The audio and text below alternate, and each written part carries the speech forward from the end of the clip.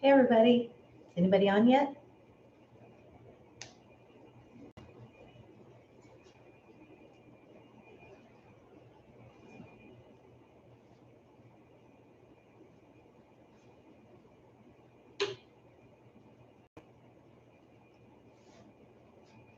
I see I have 3 people on. Who's on with me? Hey Sandy.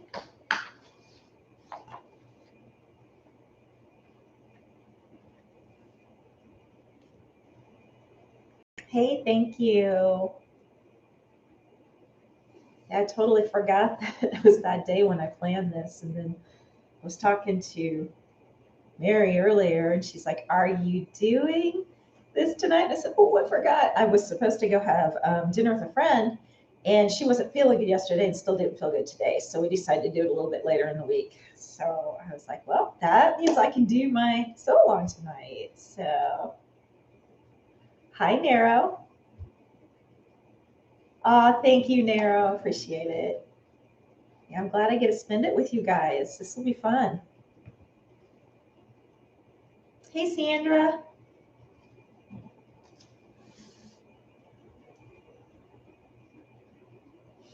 Everybody have a good weekend.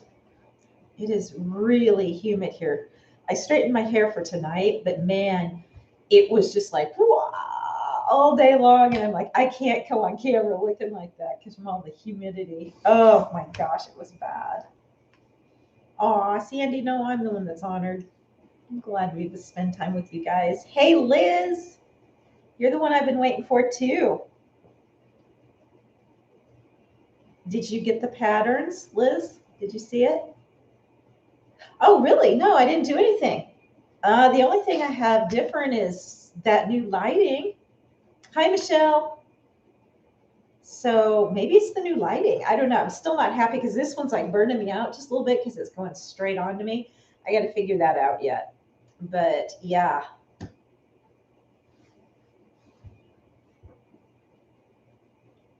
So Liz, did you find the pattern? I hope that one works for you.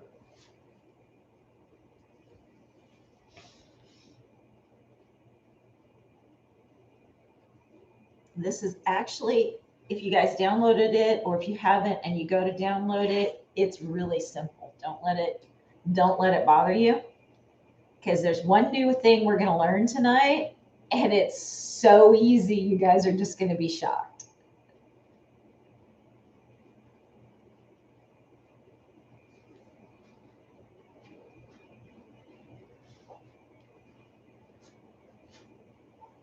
So for the kids sizes to 6T, this is the pattern, and it has the little fold over waist, which is done just like we do with the bummies. So it has that waistband. And then for the 6 to 14 size, it has an elastic waistband. So it's done the exact same way, except we just do an elastic waistband instead of the yoga pant waistband. That's okay, Liz. It's all right. I want to show you how to do it because when you look at the pattern, you'll be like, I don't get it. So you have to watch. It'll be super easy. It only takes like 5 minutes to figure it out.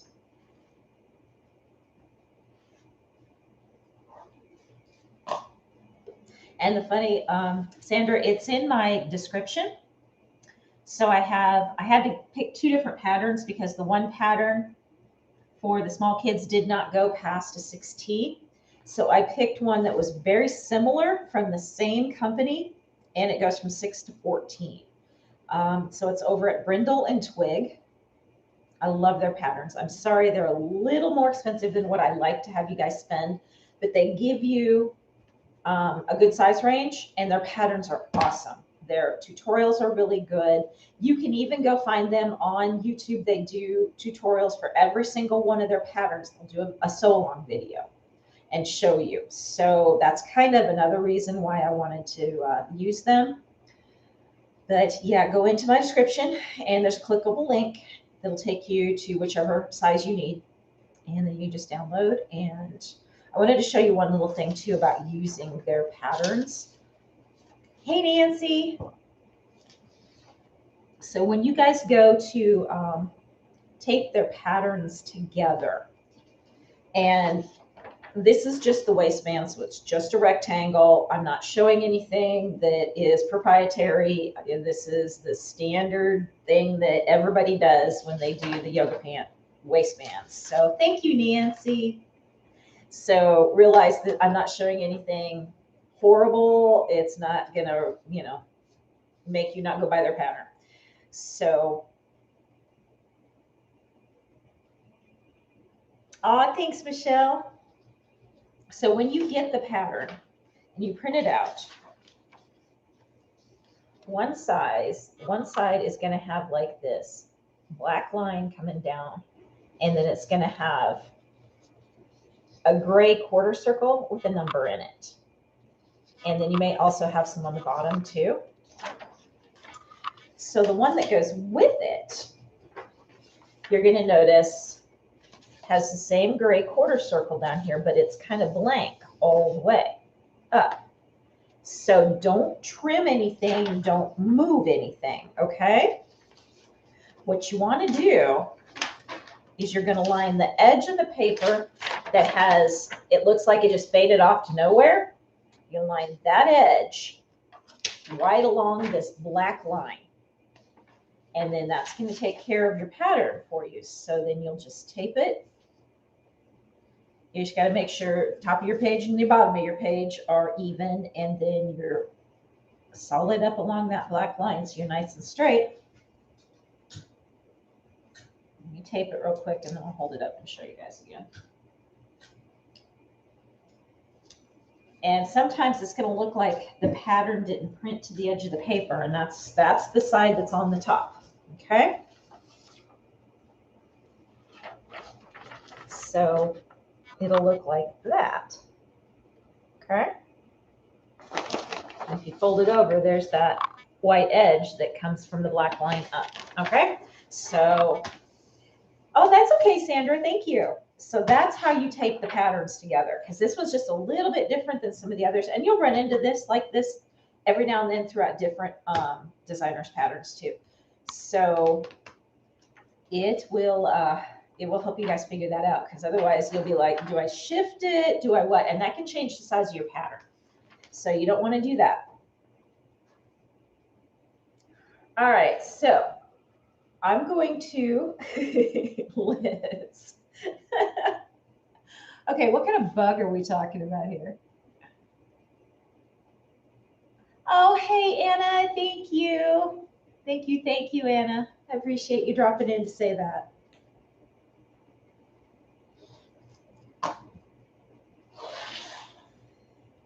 What are we talking about bugs here, guys? You trying to freak me out?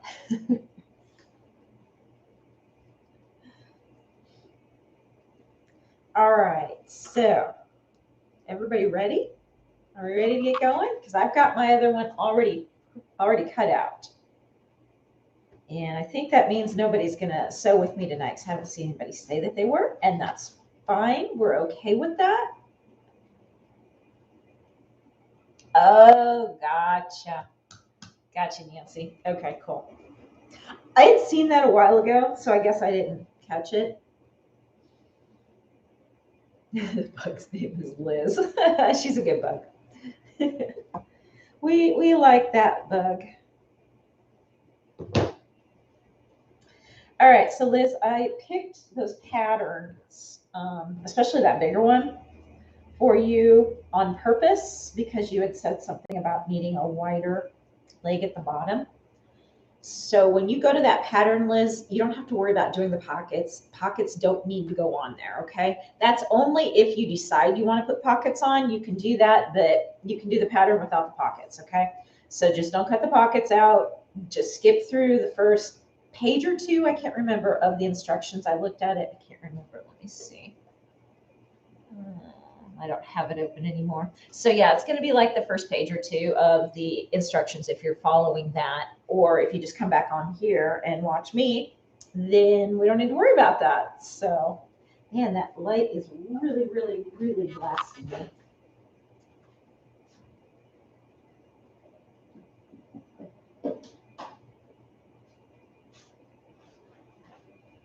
Now I'm seeing spots. That's better. Okay. Shifted it up. Let me fix one thing. Okay, it's good. It's good. Okay, man.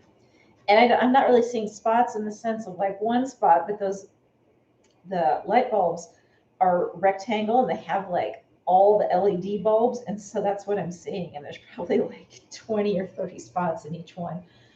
Oh boy.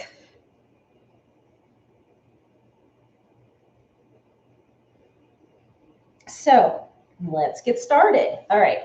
I'm going to pull this down just a little bit so you guys can see again what I'm doing. Sorry if you lose part of my head. At least now you can see.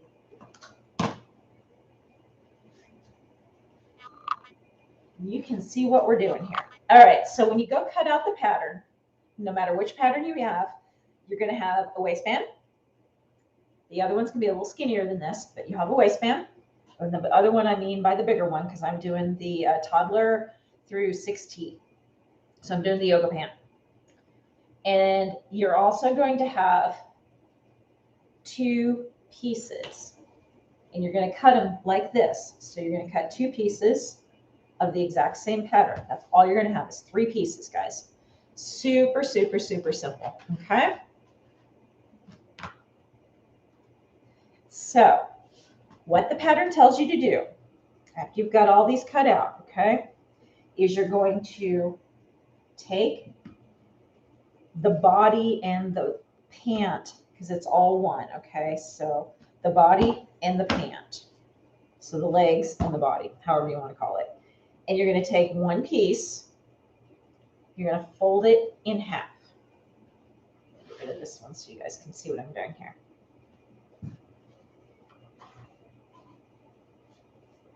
You're going to fold it completely in half. And what I do is you want to line up the bottom. So the hem part, what's going to become the hem. Line that up so it's nice and level. Line up your sides so it's nice and level. The rest of it's going to fall as it is. The only thing that's going to stay lined up also is this point right here, which is the crotch point, okay? So you're going to line up from here all the way down and here.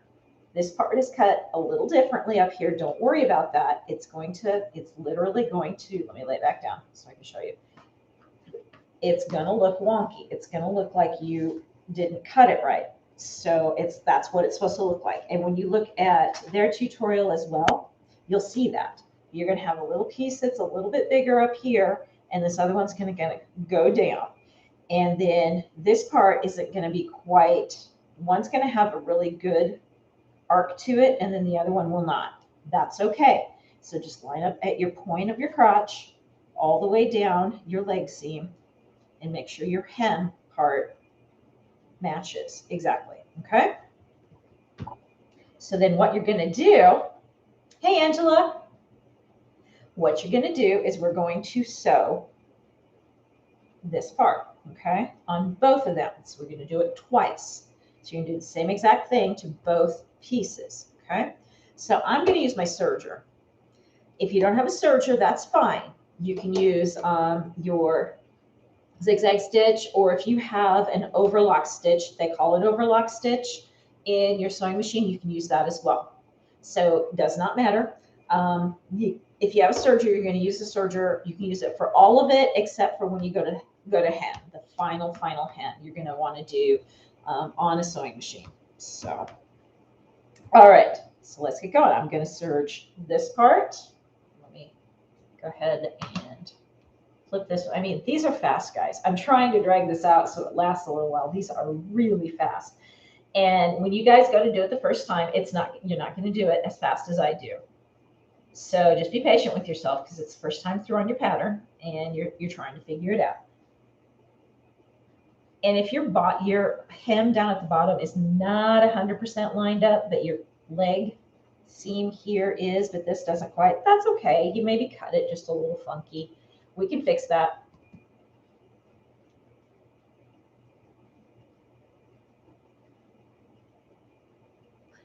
Sandra, there supposedly, and I've never been able to do this, but you can try and see if you're able to do it. So if you open it with, I believe it's Adobe Reader or Adobe Viewer, you're supposed to be able to go and turn off all the layers of the other sizes that you don't want and just print the one that you have, or the one that you do want. So say you want a size 4, you should be able to turn off everything but the 4, and they're color coded. So if nothing else, you can find it by the color and turn off all the layers except the one color with the pattern. So that whether it be dots, double dots, long length, running stitch, whatever. So you got to remember the color and what it is. Turn all those off, and then you just print it out. Now, I have not been able to figure that out, but I know everybody else probably has, because I don't have some of the programs that they call out. I just haven't downloaded them. And I don't want to go out and try and figure it out because I just cut them. So if you don't have that, then what you want to do is you got to print it out in color, okay? And then you go to, it'll give you a sheet that'll tell you what size belongs to what color and pattern of line. So if you're going to do like the 18 to 24, it's red, and then it has a long dash, a short dash, a long dash, a short dash, a long dash, a short dash. So then go find that on your pattern, and that's the one that you cut if you're doing 18 to 24. So if you're going to do a 4 to 5, you want to find the blue, and they're all the same length of dashes all the way across. And then you also know they start from small and go to large. So that's going to help you identify where it's at as well. And it does it right here on this chart that they give you. So if you start at 5 to 6, which is the furthest one out, and you know you want a 4 to 5, it's the next one in. And then you can verify by looking at this and seeing that it matches that, and you're going to know you got it. So, but it is imperative that you print it in color if you can't turn those layers off, okay? Hey, Barb. So, you know, one way or the other, but yeah, when they get really, really super close together, then just kind of do your best to get in the area. It's not going to matter. If they're that super close, you're talking just a millimeter off. Not going to matter. So just kind of wing it. All right. So I'm going to serge both of these real quick, okay? Look, there's that. You can step back. Hey, Marissa. Happy Sunday.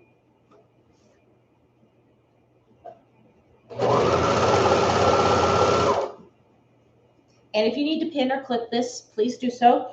My fabric is just sticky enough. It sticks to each other pretty good, so I'm not doing it. But there is a point where I will pin it, and I'll show you that when we get there.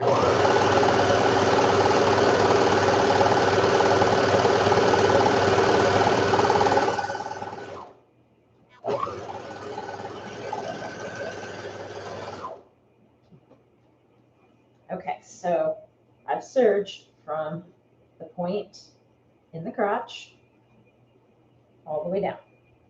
Okay, I'm doing that again on the other piece.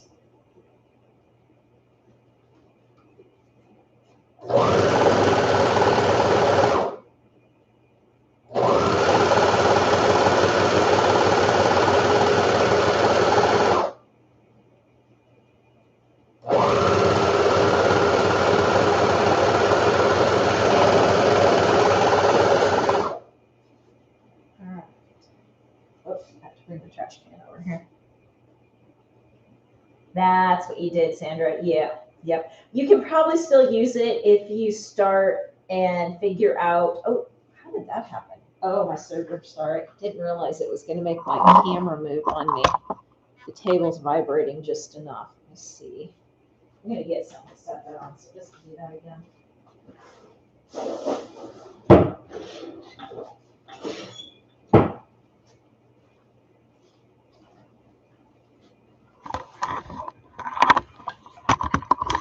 All right, now it shouldn't vibrate anymore.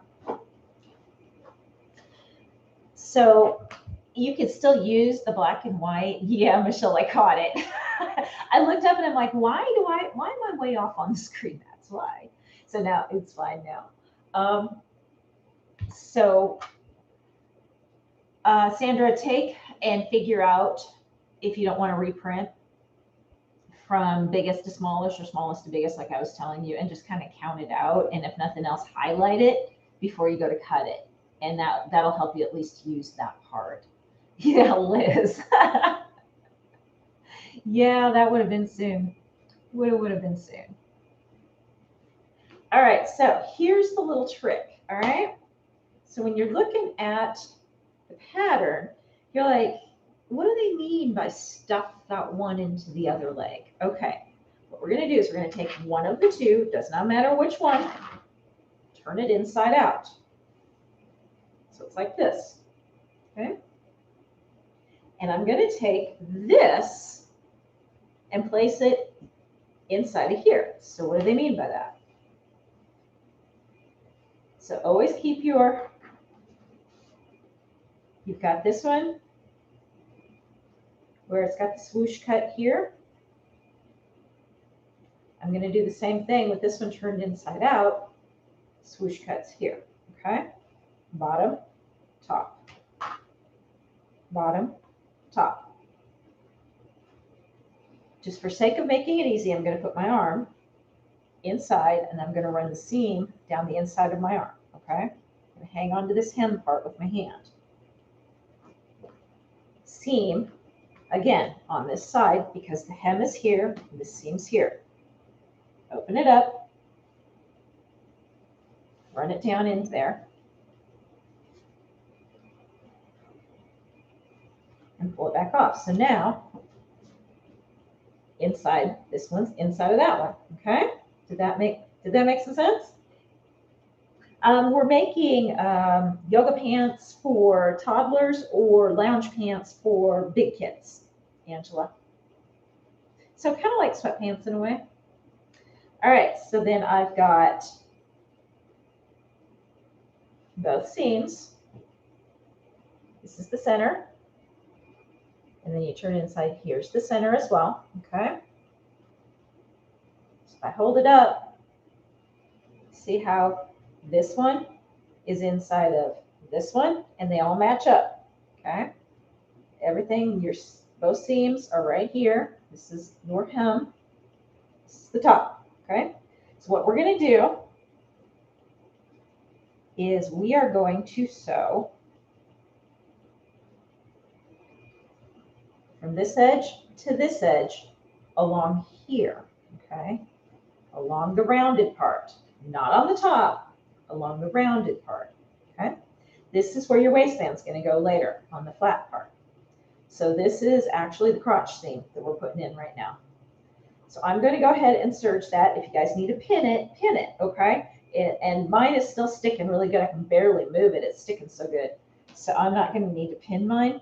A lot of times, though, what I do like to do, even though it's sticking, is I like to pin where I have both seams on top of each other because I want them to line up when I pull this out. So you want them to do the best that you can with them when you sew them so that this seam lines up with this seam on the outside, okay? So I'm going to go ahead and serge that.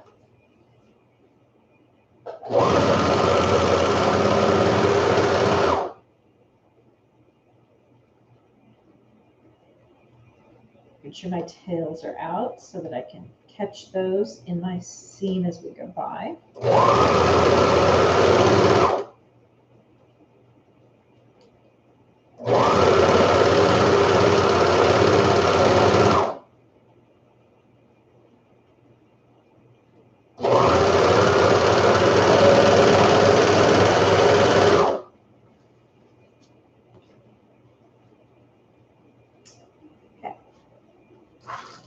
So you can see, I'm going to turn this upside down so you can see it better. This is my crotch seam right here. And I just turned this upside down. This is where the waistband's going to go, is on that flat part. Okay. So now we're going to pull that one that we just stuffed inside back out again. And look, your pants are inside out now. Hey, Linda. I was hoping you'd be able to join. All right, I'm going to move the camera now just a little bit again because I see it's starting to, it's wonking just a little that direction. It's not moving, but I didn't set it quite right. I'll pull you back up now that we're done looking at that part. Oh, too high, sorry.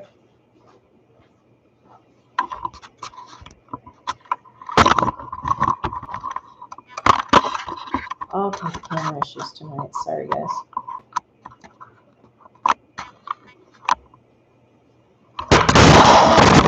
Sorry guys, this is not working well tonight, and I don't know why. What the deal is?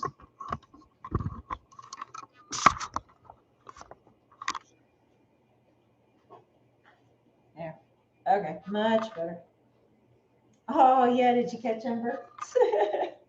Hey Mary. So yeah, she's just back here chilling. She went to the kennel while I was gone for work.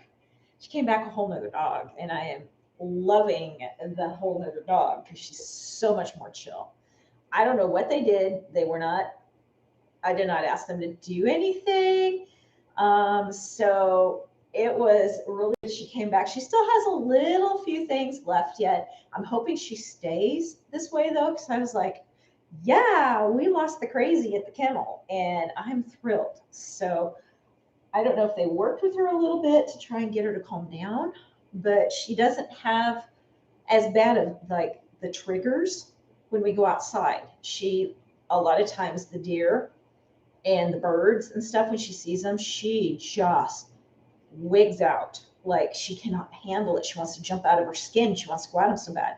Now she still kind of acts alert towards them, but she doesn't lunge to go after them anymore. So I'm pretty thrilled. I'm hoping maybe she got a little mature in the process of for that couple of days, and we've gotten somewhere. So I don't know.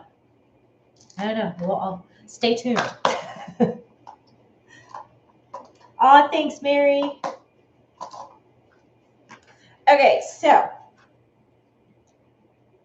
this is the part where it gets a little different for the bigger sizes than it does for the toddler sizes. The bigger sizes have a waistband with an elastic in it. The toddler sizes have the yoga top like we did with the bummies. So all of you that have watched the bummies one or have made bummies know exactly what I'm talking about. And we have like this long piece that we just fold in half. And then we sew this seam down, and then it gets attached, it gets folded back in half and gets attached. So, but with the other pant, we're still going to do the exact same things. The larger pant, the waistband, when you cut it, is really only this big. And then you fold it in half like that. So it's not the real wide yoga. It's just a standard waistband, okay? So I'm going to walk you through both of them. I don't like the way the pattern did the bigger ones. I don't want you guys to do that because that's fiddly. It's very, very, very fiddly. And I would throw it across the room trying to do it the way that they said to do it. So I don't want you guys to do it that way. We're going to do it the way everybody knows how to thread elastic through, where we sew it on and leave a little bit of an opening, put your elastic in, sew your elastic shut, and then finish sewing it shut. But it gets attached like we do with the yoga pant top. So I'm going to walk you through this. I'm going to be demonstrating the yoga waistband narrow because I don't have the other one cut out, but I'm going to walk you through when I get to that point about how to do the other one. It's super, super easy, okay? And you guys should be able to understand it. But anyway, what we want to do, and this applies for both still going forward, is you cut out your waistband, and then we're going to sew the side seam together. So it's the shortest side. So you've got a long piece here. It's wide, and it's this one. Now for the yoga, it's kind of a square. So when you cut it, don't open it up. Just leave it the way it is. And it's going to be the side opposite of the fold, okay, that we're going to sew together. So here's the fold, because you're going to cut it on the fold. You're going to sew it over here. Same with the big kids waistband. You're going to have to fold on your left-hand side. You're going to sew the right-hand side together, the two open seams on the right hand, okay? So I'm going to do that real fast and put that together. And this one's just a little bit less, I guess if I want to say sticky, it's a different fabric, but it'll work. But go ahead and pin if you need to, or clip.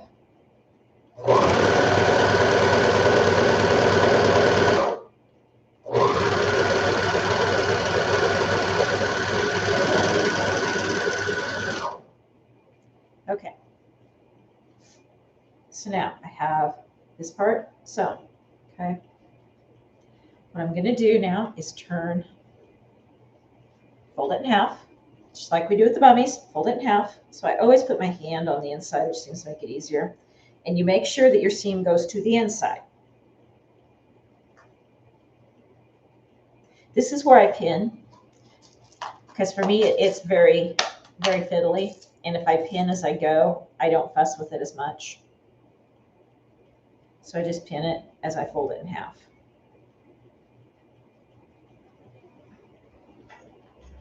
And then a lot of times, you know, if you take it and just kind of shake it a little bit too, after you've got it pretty well where it's supposed to be, you can shake it, it'll finish folding in half, and then you just kind of manipulate what little bit still needs to be moved around until you match the cut sides evenly together, okay?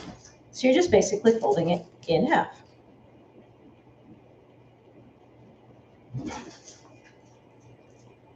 Okay, so this next part is still the same for both patterns. Now, I'm going to take the seam and I'm going to place it with a seam on the pan. And I just do that because I know that's a good start point, and it's going to make everything line up better for me. That way my seam and my seam line up, and then pin it on. Now, I always pin lower. I don't pin right at the top so that I don't have to pull pins while I'm sewing. So you can see how I've pinned probably about an inch down below, okay?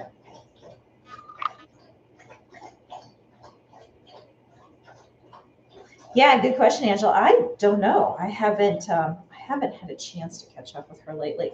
We were texting the other day. She had some questions about the CPSIA tags, so I was trying to help her with that.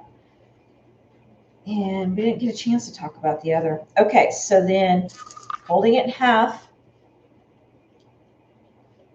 and pinning the other half. So you've got your first half here, your second half here, just like we do with the bummies.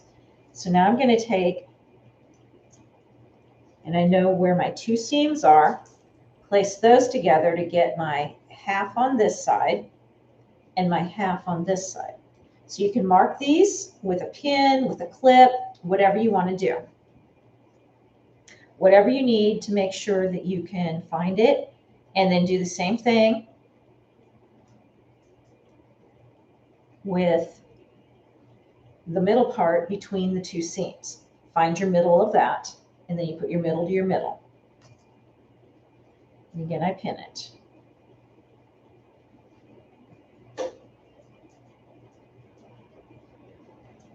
This is the part that kind of takes the longest, especially if you've never done it. It's going to feel very awkward for you the first couple of times. Just be patient with yourself, work through it.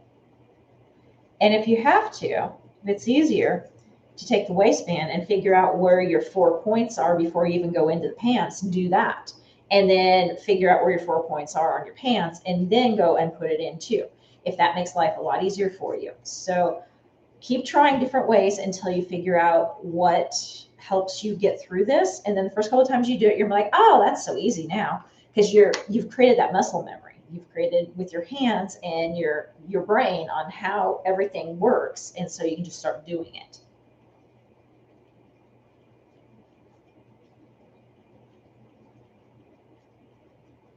Yeah, these are going to be good for you. Mary, let me show you real quick. Since these are, and I don't know what size Lilybug is, but these go up to a 6, and then the others start at a 6 as well. So they're kind of like a legging, but your little girl is skinny enough that they're not going to really be a legging on her. I think they're going to be just baggy enough that they're going to be happy that they're not leggings. They're going to just look like a pair of pants for her. And that's going to be really good. And then if she gets bigger than the 6, then you can go to the other pattern, and that'll get her through to a 14. And those legs are even wider. They're more of like a, like a true fleece pant, you know, with the wider legs, not the workout pants, but just like the relaxing pant that people wear when we used to wear like the track suits together, where you'd have the top and the bottom, and how wide they were. So yeah. And Liz, this is why I picked that pattern, because we had talked about that 2 weeks ago. So yeah, the bigger pattern has got definitely the wide legs, and it's almost like a skateboard pant in a way, a skater pant. So yeah, I think they're going to love that. Oh, okay, Mary, then you'll want the bigger one. You'll want the one at the bottom on the description, the bottom link. There's 2 links. So the top link, and you can read through it, but the top link takes you to the toddler through 16. 14, Marissa, the biggest one is a 14. If you needed to go to a 16, we'll talk about that at the very end, okay? Yeah, Linda, I know. I know. I think there are pants. I think they made a pant pattern in adults too. So I'll have to go look. But yeah, I know. I want these so bad. They look so comfy. And this black is so soft. So all right. So now remember how we sewed for the bummy, where you have to stretch the waistband to fit on the pant because the pant's bigger than the waistband. Remember that? So, hey, Joanne. Oh, don't worry. You're not that late. You're all good. Yeah, start from the first. No. What? Did you get? No. Okay. We didn't lose that part while we were there. She just made me stab my finger. No. Yes, there's a kitty out there. You would think she doesn't live with kitties upstairs, but she sees the ones outside, and that's another one of her triggers. You'd be good. Yeah. Oh, thanks, Angela. So anyway, remember how the waistband is smaller than what you're sewing it to. So we have to stretch the waistband while we're sewing just a little bit. And that's why you've got those points. So you're going to stretch from your one point that you pinned to the next point, or where you've clipped. So you're just going stretching from clip to clip. That's it. You're not going all the way around at one time. So it's done in quarters, okay? Hey, Leslie. So we're going to do, for the small ones, you're going to do that all the way around. For the large ones, you're going to do it about, you're going to do it the 3/4 and then about halfway over that last quarter and stop, because we're going to want to put in the elastic.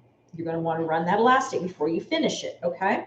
So let's do that real quick. I'm going to stop where I would stop if I was on the biggest one, okay? And then I'll get some elastic and kind of walk you through what we would do from there.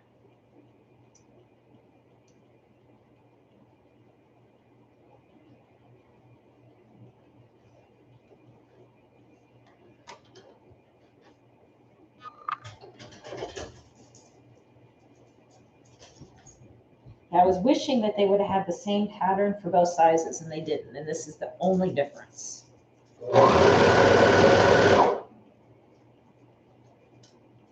Okay, so I stretch. Again, just pull a little bit with your hand while you're sewing. Just enough to pull that difference of sizes to where they both lay nice and flat. You don't want to pull too much, just enough.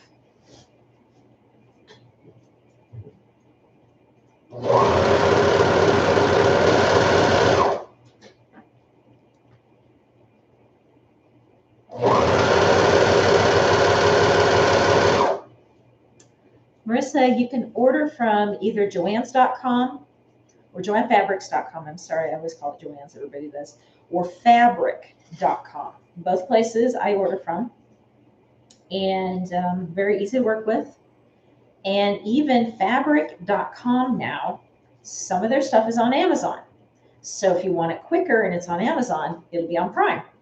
Just saying, that's new to them. And I was kind of shocked because if you're ordering lengths of fabric, then I don't know how they do that in the warehouse, how they cut the fabric and ship it to you. I have no clue, but they figured it out some way.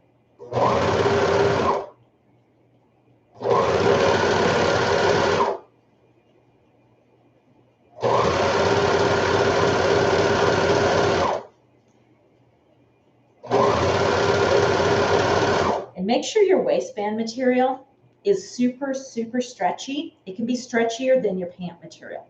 That makes putting on your waistband so easy. And the one that I've got is super stretchy compared to my pant material. So just saying, a little tip. All right, let me pull off of this. Now, if you're doing the kids, the little ones below 6T, you would have finished sewing all the way around. You don't do what I'm doing now, okay? This is for the bigger size only. I want to show you guys how to do that.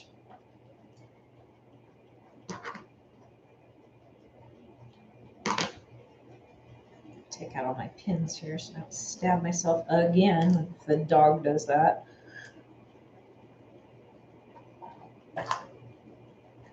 Amber.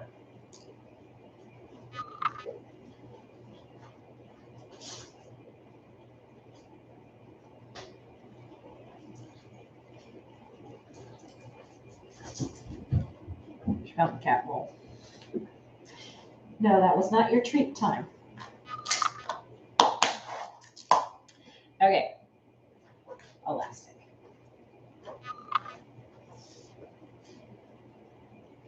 All right, so I'm going to pretend that this short piece is the piece that you need, okay? You have an elastic chart in that pattern, so go find that. It may not be right where all your other charts are. I've noticed that with this this pattern company, sometimes they put it further into the patterns. So search until you find, it'll just be a real long band and it'll say elastic size chart, and it'll give you by the size how long to cut your piece of elastic, okay? So go find that, cut your elastic. Then you get your pin. I don't have one. So you get whatever you're going to use to run that through. And, you know, I always will use a safety pin on the end is usually what you see people do. And so you just put it through your end like that. Now, you've got your area that you did not sew. Okay, see, I left about that much. Now you're going to go in between and open that up. Okay, that's your waistband. You're going to run your elastic through now. And what I like to do too when I do that is take this end, pin it to your pant so you don't lose it on the inside. I do that right away. Oh, thanks, Leslie. So I'm taking this end and I'm going to pin it to my pant right below where I'm going through, okay? I don't know how many times I've lost my end by not doing that. So real quick. So then you go ahead and just thread it through, and you're going to bring it out on the other side. So it's going to go all the way around and come out here. and you're going to be gathering as you're going. So you're going to be tugging on that. That's why you're pinning this, because this is going to end up being like, sometimes until you figure it out, you may have it pulled like, hide that. You may have it pulled so it's pulling in like that. And so if that's the case, it's not a big deal. When you get the end around,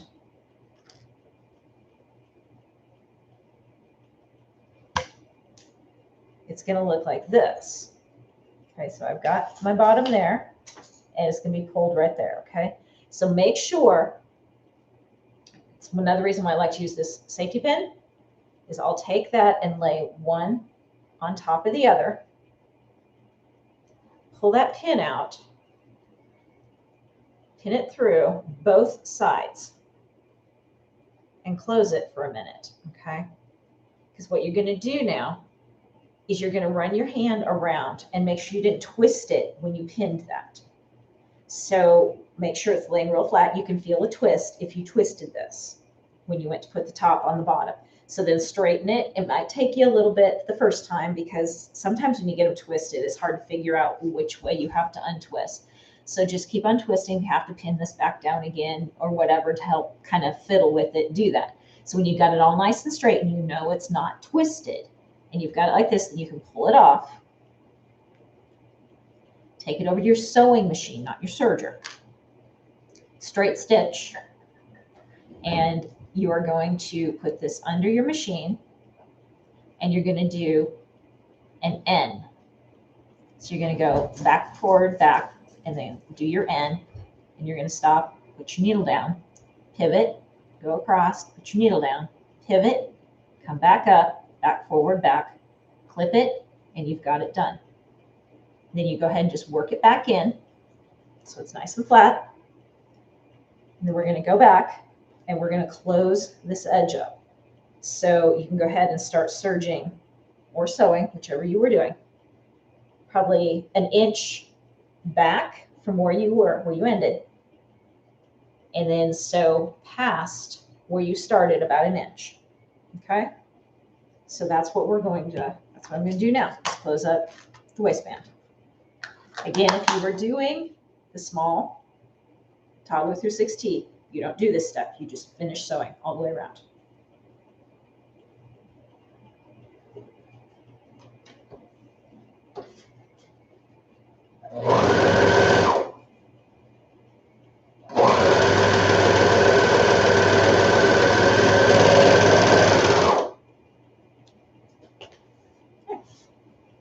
You've got your waistband on, depending, no matter which one you did. Oh, there's my pin. Oh, that wasn't hanging, right? So now go ahead and just turn your pants inside out.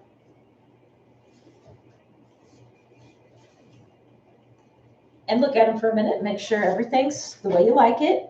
If you have to, what I do also is I double check, especially if you're really kind of nervous about doing this part where you put the waistband onto the pant.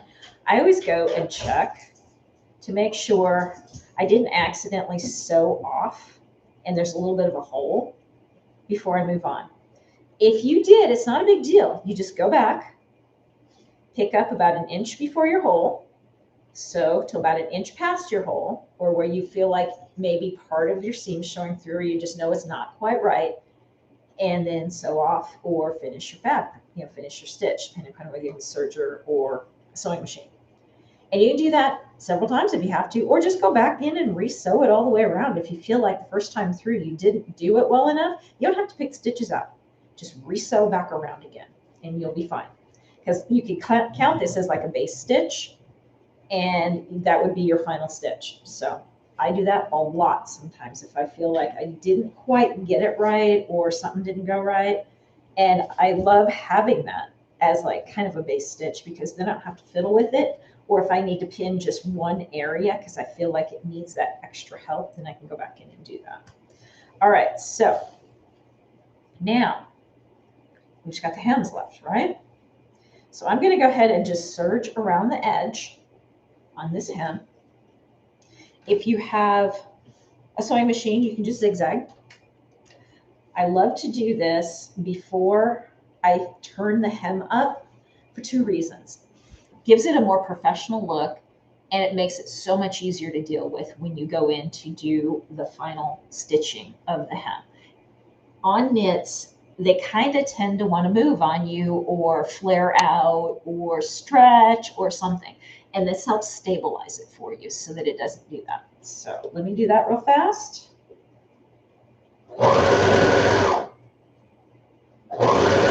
And if your hem is a little off, you can straighten it out at this time.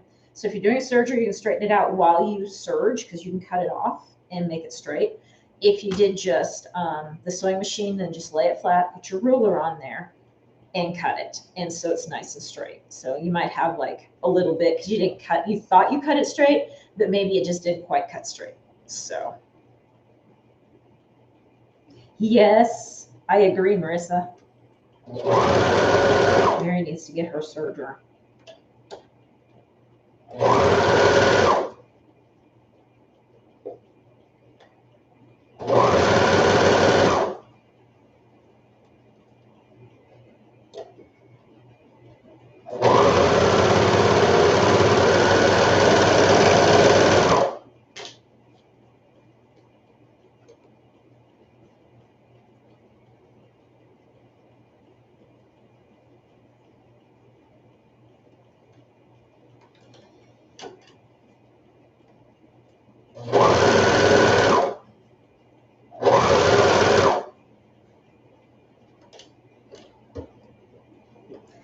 I keep making sure that I don't have the back side of this bottom part cut underneath the serger every time I'm moving my fabric. So that's what you're seeing me fiddling with so that they don't sew together. So I can only sew so far before I have to move the fabric. So just making sure everything is laying where it's supposed to be.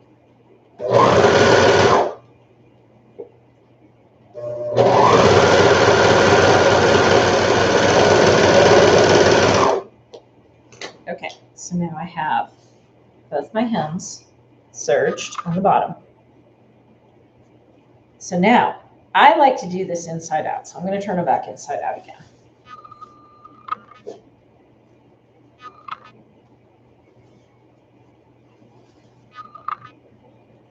Leslie, these are so easy. You're gonna be shocked. You are gonna be so shocked at how easy.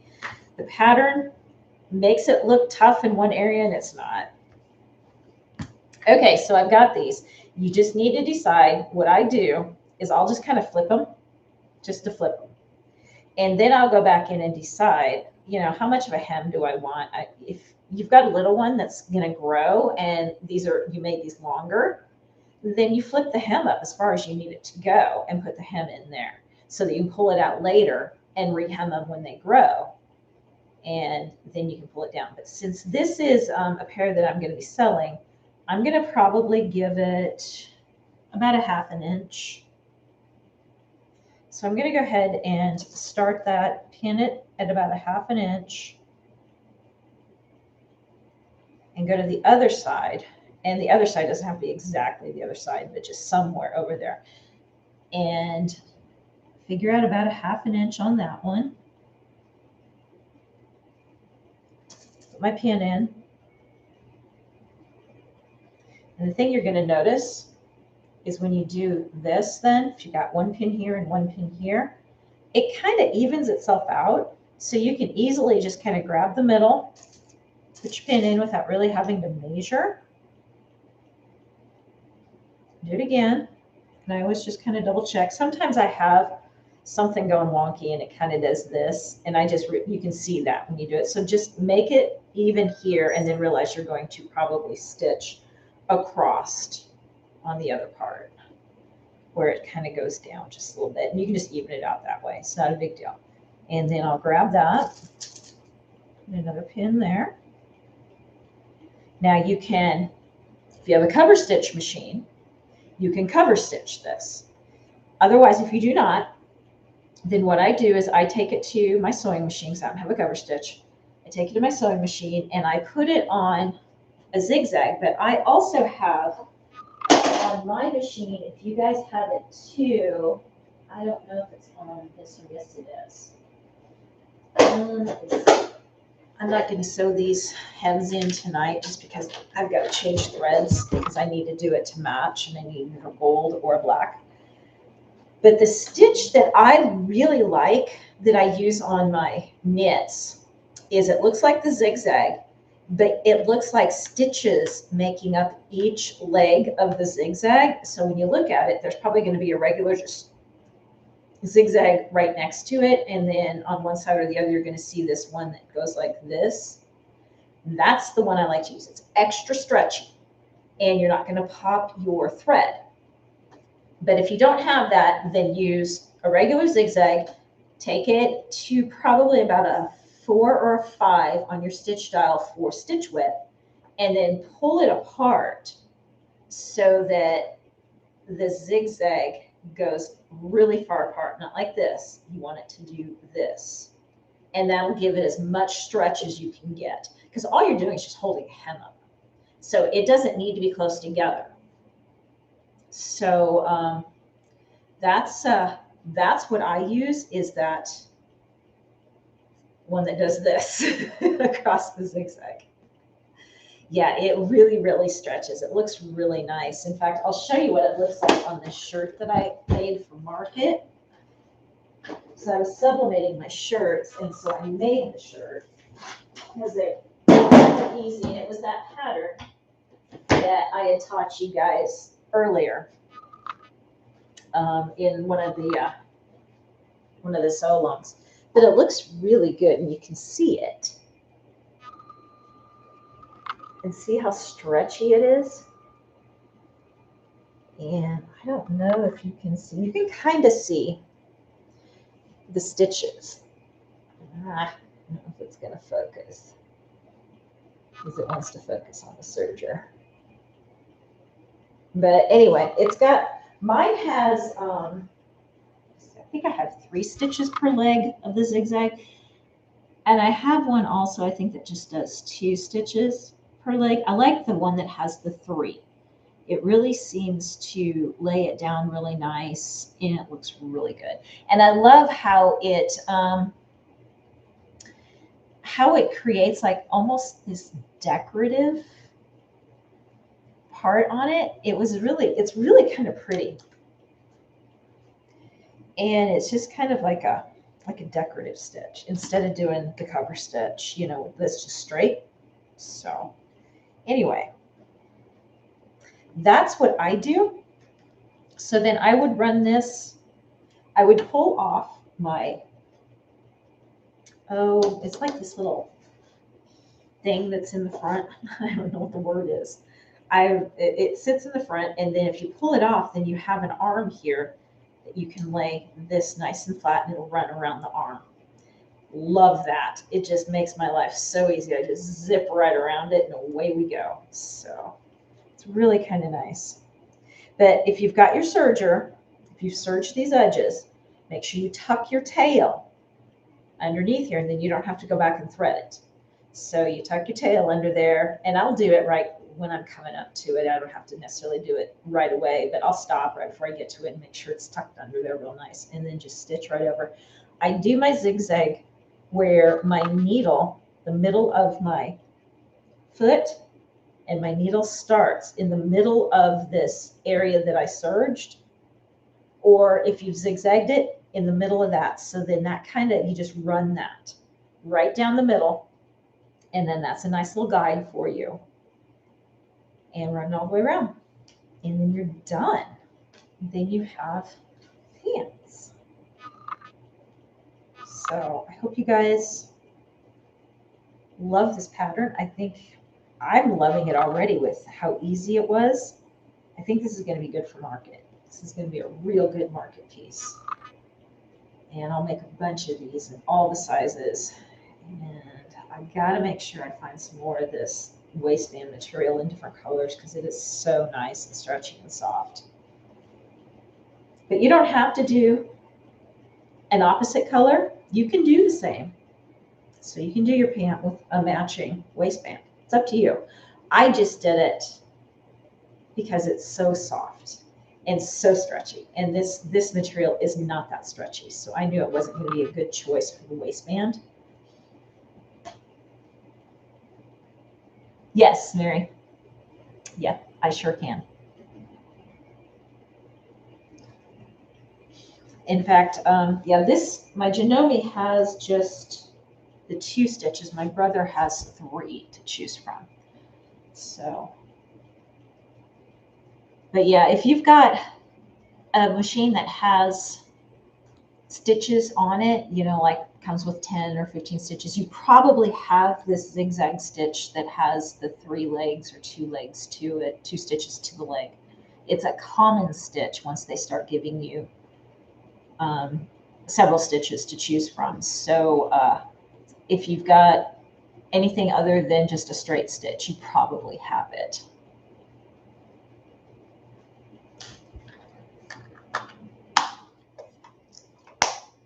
That's it, guys. That's how simple that is. Liz, if you get to a point where you have a problem with that waistband, let me know, and I'll help you out with that, because I know I didn't necessarily do that exact pattern for you. Again, that bigger pattern has the pockets on the legs. You don't have to do those. You can do them if you want to. They're super easy. A pocket is super easy. Let me tell you real fast how to do a pocket if you guys want to do it.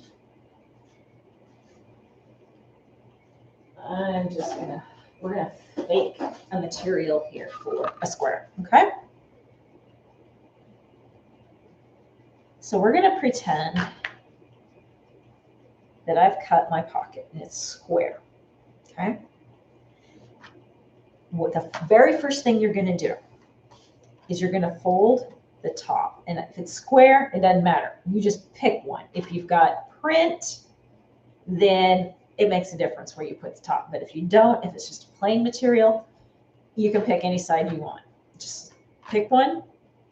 You're gonna fold it over, and it's probably gonna be about an inch, half an inch to an inch.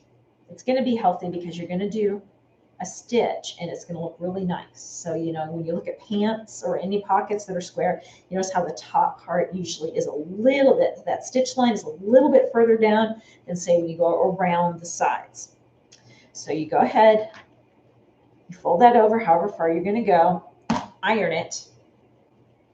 I also finish this edge first. So I would probably go and finish all 4 edges real quick on your serger or your zigzag, one of the two. Finish all those first, then come back and do your top. Fold it over, iron it, take it to your sewing machine, sew it. Sew it straight across, and you're gonna sew it along the bottom of this edge over here on the inside, okay? So when you come back, now you've got raw edge, raw edge, raw edge, finished edge at the top. Go back to your ironing board. Then you're going to take each side and decide how much you're going to fold over. I usually 3/8 of an inch to a half an inch. Fold it over, iron it. Go to the other side, because I did a side first. Go to the other side, fold it over, iron it. Then do the bottom. While these are folded over, you're going to keep them folded over. You're going to iron it and iron the bottom up, so that when you get done, if you were just to lay it down and fold all those under, all that would be missing is the stitch line because it's already finished, okay? Then you're going to go figure out where it told you to put it on the pattern. You're going to take your pins and you're going to keep those ironed under edges, so your finished edges are showing on the top, not your raw edges. And you're going to go and flatten it out real nice, lay it on there, flatten it, and then you're going to pin here, here, and then all the way around. Okay, so this is the top. Now when you go to stitch it on, this is the real, hey Juana, this is the important part that matters. When you start at this top edge, no matter which side you start on, you start at this top edge and you go forward a little and you back up off of that pocket and take 1 or 2 stitches just into the fabric of the pant. Then come back up across the pocket, stitch down to your corner, keep your needle down, pivot, stitch across to your corner, keep your needle down, pivot, stitch up, do the same thing over here. Go off 1 or 2 stitches, then back up over, and then back off again. That's going to keep the corners of your pocket from ripping away from the pants should the kids put their hands in the pocket. If you don't do that, they're going to rip little holes in the pants right there because there's no stitch up above to help take that, stabilize that for you, okay? So if you want to do pockets, they're super, super easy. Just remember, stitch off on both sides. That's the pattern, guys. That's it.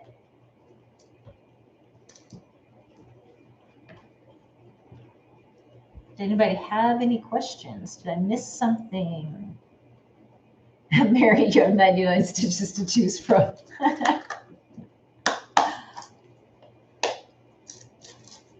I think my brother has that. How many do I have on my Janome? Oh, Mary got you beat. My Janome has 104. A lot of decorative stitches that I don't even use. I don't understand why they put so many on the machines that most people don't use them. So, oh, you're welcome, Leslie. Thank you, Marissa. Oh, you did. Okay, let me go. Let me go look, Mary.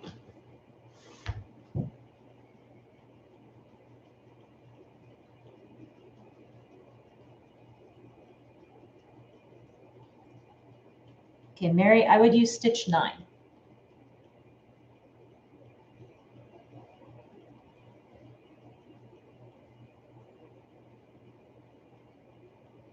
So go look at your machine and it's stitch number 9 for sure.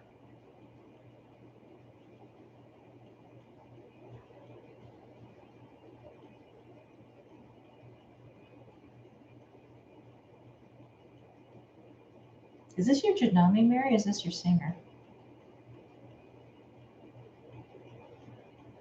So you've got some cool stitches on here. You've got a nice little stipple stitch. You've got some, oh, I use number 20 once in a while too. I like that. That's a nice stable stitch. Takes a while to use it, but I do like that one. Or if you have like a seam that you want to tack down real good, that's like an exterior seam, and you want to do something real nice and a little decorative, but very stable, that number 20 is very good, but it does take a while to get there.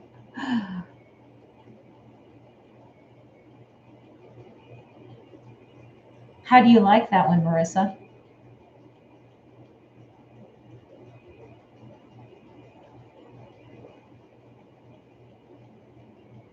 Oh, really, Linda? I didn't know you had the cover stitch.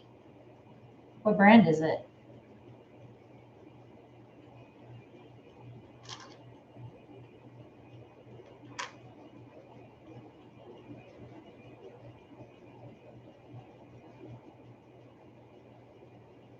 You've got a stitch on here that looks like a heartbeat stitch, Mary. It's number 89. I like it. Okay, yes, do, Mary. So anybody that's in Narrow's Discord, Mary's going to post the picture of her machine with all the stitches, and it's number 9 that I'm talking about.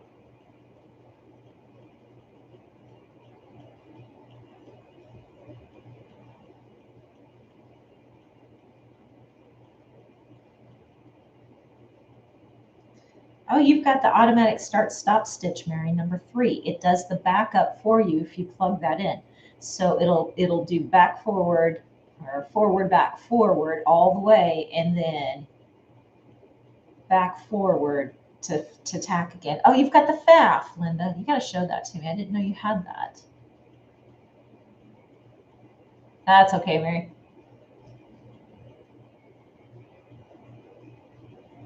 Yeah, I like that SWF, Marissa. Did you get that from Sewing Machines Plus? That is a cool multi-needle.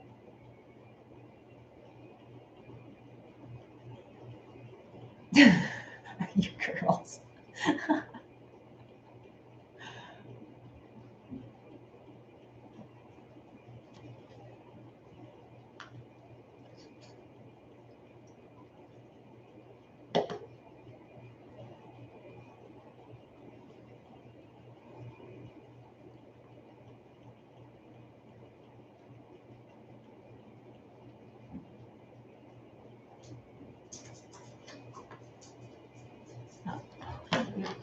is it? Do we have the bandits out there? The little bandits, you know, the raccoons, the bandits. Sounds like it. Sounds like them thumping around out there. Unless the cats are playing. Yeah, I know. That's kind of the way my FAF is. I love FAF as a brand, but I think my FAF that I got maybe was made on a Monday or a Friday because it has its great moments for a really long time. And then all of a sudden it just kind of has a hiccup for a little while. And my mom's FAF never, ever had problems like that. So yeah, I think I just kind of got one that's a little more finicky. Yeah, and it's not fast. I hear you. Yeah, my FAF isn't fast either. I pounce on it and it's like, I'm like, come on. There's times when even I don't think my Juki's fast enough and it goes 1,500 stitches a minute and I want it to just really breeze on through. Of course, then I don't want it to go as fast as my industrial over there. My industrial, I've never moved it off of, it has a slow speed and a fast speed. And they always tell you when you first start sewing on an industrial machine to choose slow speed until you get used to it. I have never gone to the fast speed. The fast speed, I think, goes up to like 6,000 stitches a minute. Yeah, I hear you, Mary. It's like you can't push on the pedal hard enough. You know, it just doesn't want to go.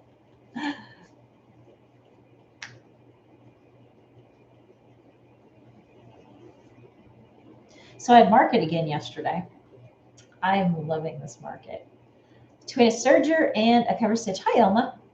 Okay, so a serger, if you open up like a t-shirt or any shirt that you're wearing and you look at your seams, that's done with a serger. Okay, so it sews your seams together just like this. You can kind of see it. I'd go closer, but it doesn't ever want to seem to focus. Maybe on this one, you'll see it. So that's a serger.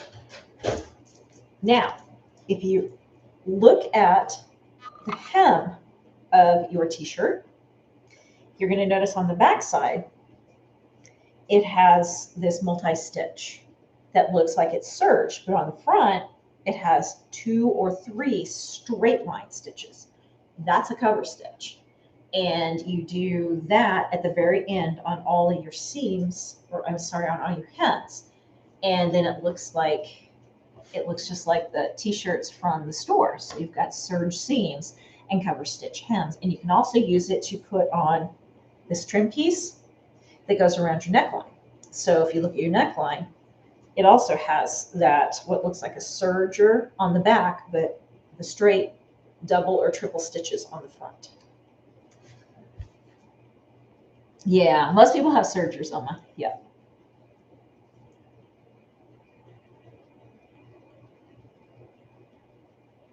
Oh, you did. What did you get? Yeah, we all want to know. Yeah, and you can do that too, Nancy. I do have the twin needle where I serge and then turn it and then run the twin needle on the top and it looks like a cover stitch.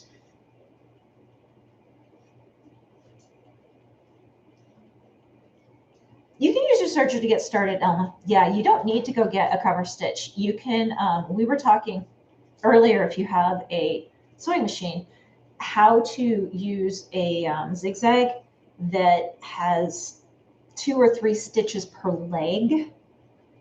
And instead of the standard zigzag, you use that one. It's extra stretchy. And then you can use that as your hem stitch instead of the cover. Oh, you got the Racoma. Awesome. Everybody loves the Racoma. Yeah, a lot of people on here have the Racoma.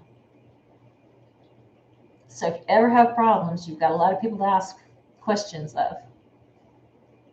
I think there's a lot of good videos on YouTube as well, Juana. I know that Racoma's really, really good. Yes, Leslie, sometimes your serger will change over and it'll do cover stitch too. You just got to know if you've got that or not. If it does not, then yeah, you just use your sewing machine. Practice, Elma, a few times on just some scrap material and stretch it, and then get your settings exactly right before you go to do your whatever you're going to do. You will thank yourself for doing that, because the first time out of the gate, you're going to think it's going to work, and I can guarantee you're going to want to adjust some of your settings. So yeah, I've heard that too, Angela. It seems like their videos are really good.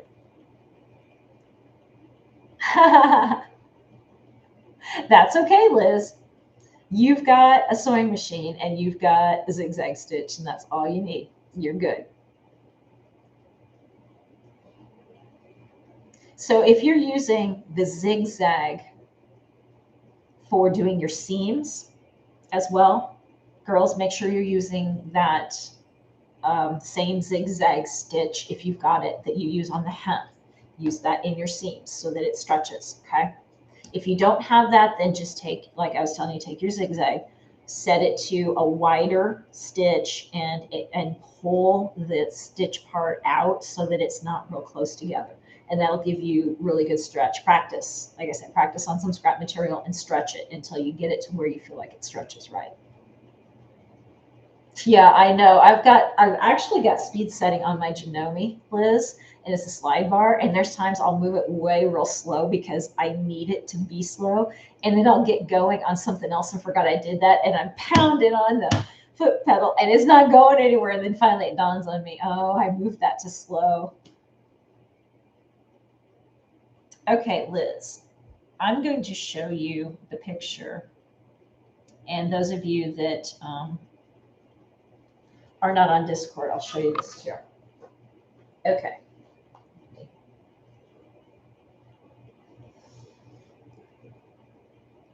Number 9. So you can see how it's got several stitches within each leg, I'm sorry. So is that, I can't tell if it's clear. Is it clear? There we go. So this one right here. Right there. That one. Okay.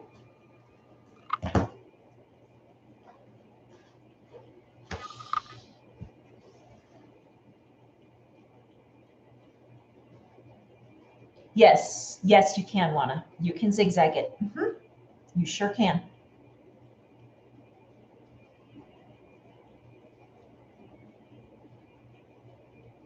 That's okay, Liz. If you don't know what some of those stitches are for, you don't know to use them. You know, it's a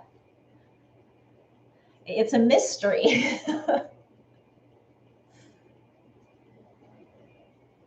But yeah, practice with that one just on a scrap piece of your knit that you're going to be doing. Can't see number 9. All right, let me do it one more time.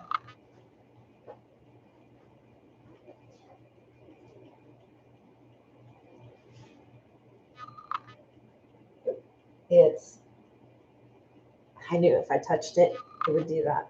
Let me do it one more time. Right there. That one. Right there.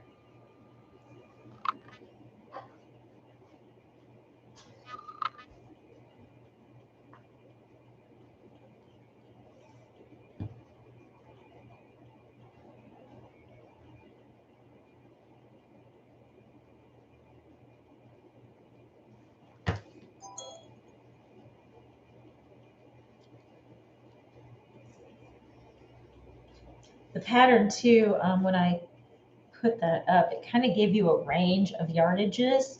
So make sure you check when you buy the pattern. It'll have a chart for you in there.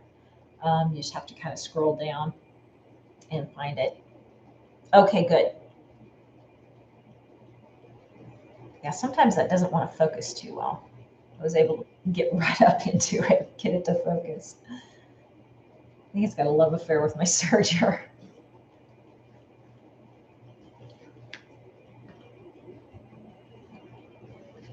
But these would be fun to make like in Christmas patterns for kids.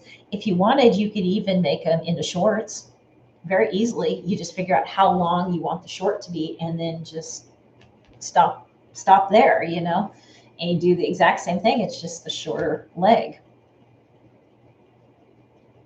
Yes, Mary, you do. Some of them, you will probably go, what am I going to use this for? And then all of a sudden one day you may be like, ah, I know what that stitch is needed for.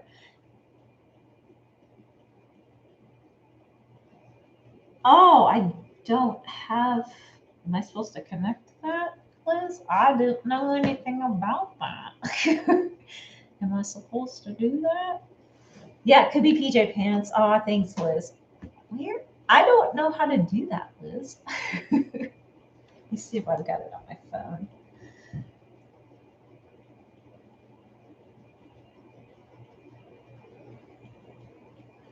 I'll have to go and search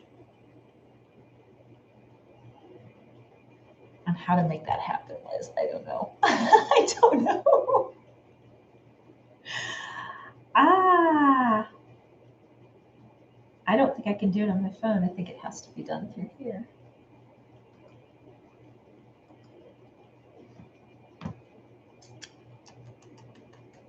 Yeah, I don't know that I'm going to make 1,000 this year. I was hoping I could, but I don't know. Liz, that's funny. Oh, I gotta look into that. I just kind of thought it did it itself, so I don't know. I may not have something connected.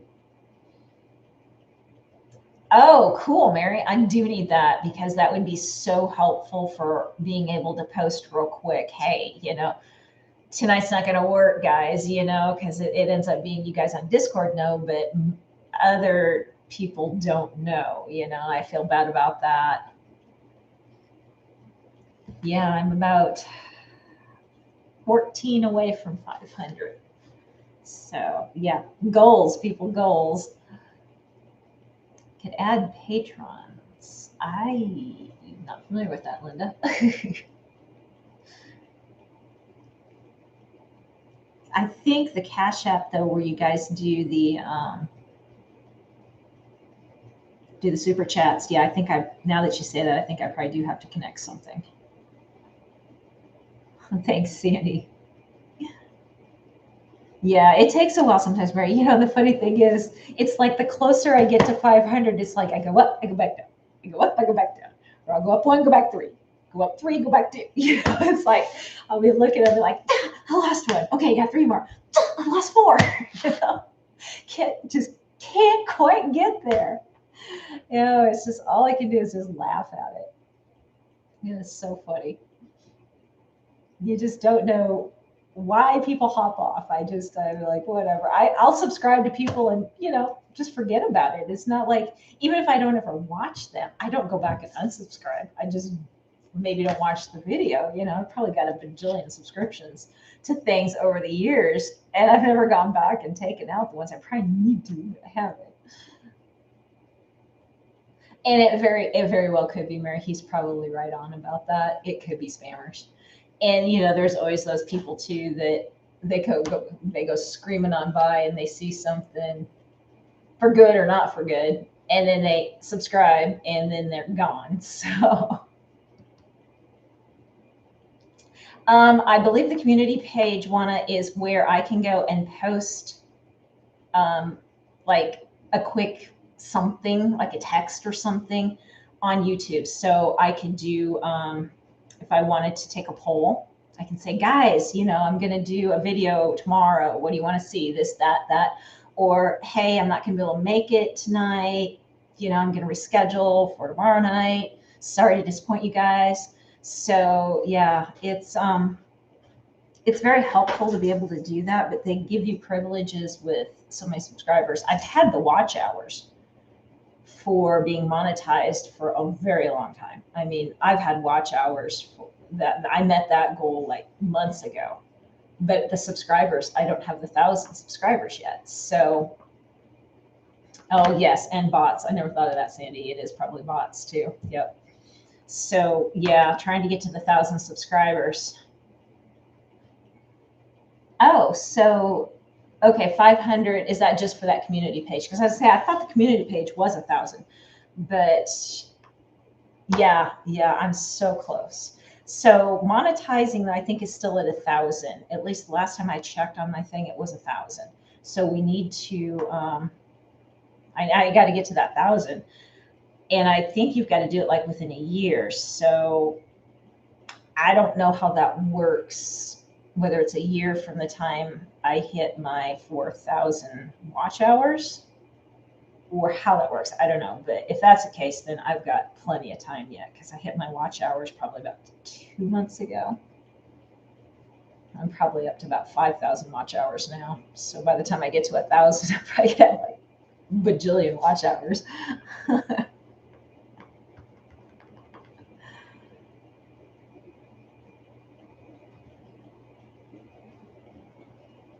Oh, well, that's good to know.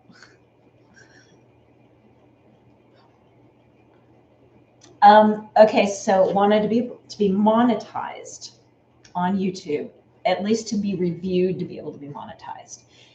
You have to have a watch hour is like, say like if you look at this video itself, I'm at 1 hour and 26 minutes. So if somebody was to watch the whole thing, just one person, I would have 1 hour and 26 minutes of watch hours. So if I have 2 people watch that entire thing, then I have 2 hours and 52 minutes of watch hours. And you have to have 4,000 watch hours, and then 1,000 subscribers to be able for them to go review your channel to see if you're the kind of channel they will monetize. So basically, you have to follow these guidelines where you don't say certain words, you don't do certain things, you don't have like a lot of illegal things all over that you're not supposed to be doing, whether it be music or commercials or that kind of stuff. So it's all spelled out there it's in your, when you go into your settings area. I think you got to do it on your computer though.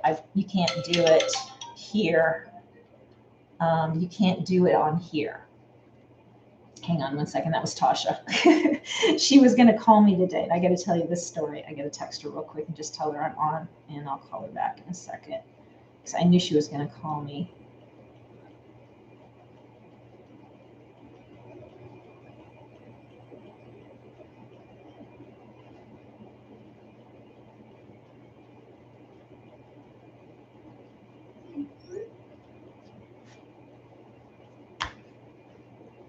So I was talking to her last night on the phone, and it was so cute. We were getting ready to say goodbye, and she didn't know it was my birthday today.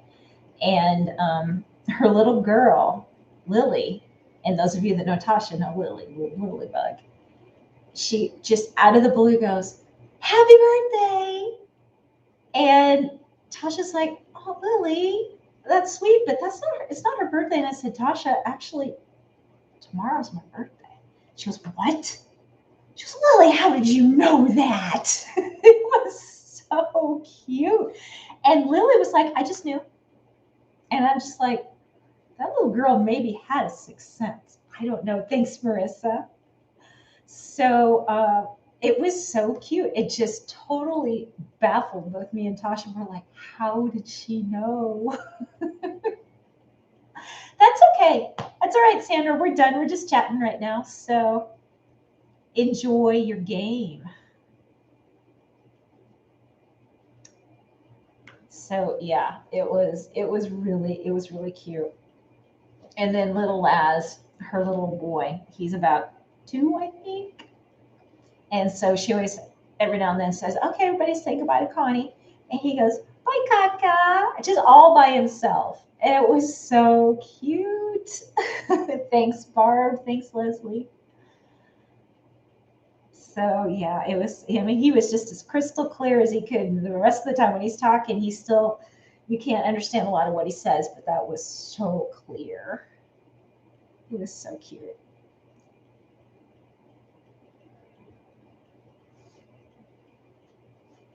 So anyway, but we talked for quite a while. Oh, thanks, Joanne. Oh, well, you're almost my twin. It was, those of you that know Ediani, it's her husband's birthday was yesterday too. So we were all over their chat wishing him happy birthday. So happy birthday to you, Joanne. And my ex-brother-in-law's birthday was yesterday. So I always had to share my birthday with him when I was growing up. And those of you that don't know, my sister got married when I was 7 because there's such an age difference. So, hey, Angela, thank you. So, yeah, they got married when I was 7. And so I always had to share my birthday celebration with him.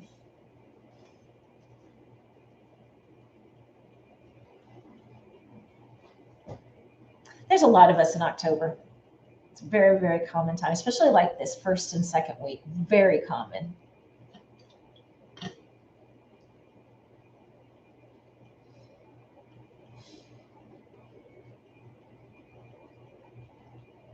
Any other questions, guys?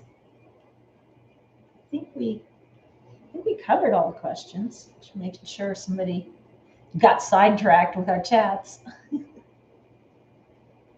Actually, Nancy, you really do the math. We're the New Year's Eve time. Yes, Linda and her husband are cooking for me Tuesday night. And he's the guy that I always tell you guys is like the chef, the 5-star meal that we always seem to have. And he's just like kind of like a hobby chef. He loves to do it, and he took some classes and just really, really, really enjoys doing that. His meals are amazing. So I'm excited to see what we're eating Tuesday. Oh, it's okay, Leslie. You're fine. I'm glad you enjoy it. That's all that matters. And then, you can always go back and rewind and give me some more watch hours. If I could just convert watch hours into subscriptions and subscribers, we'd be doing really good right about now.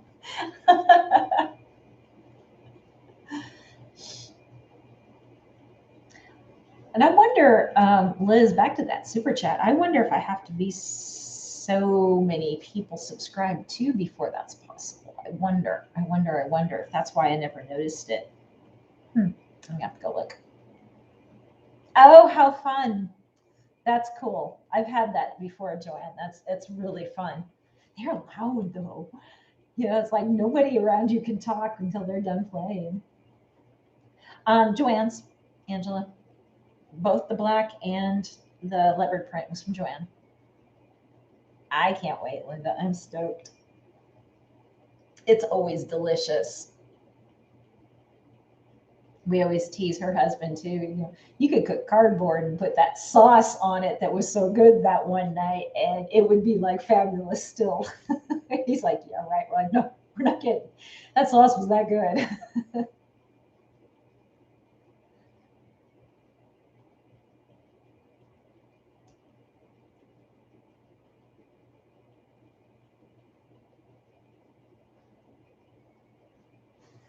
Oh, did you decide to calm down again? Here, you gonna show yourself off? Say, uh-huh. I'm laying on the kitties and blankets. You're laying on Bear Bear's blankets, aren't you?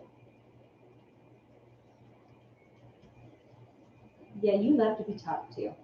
You haven't given perk yet, have you? She'll give me a perk and one ear's up and one ear's down. So funny. Let me see if I can make your ears stand up. It goes like this. Yeah, it'll go like that. She did it to me yesterday. I hadn't seen that in so long. Oh, gotcha.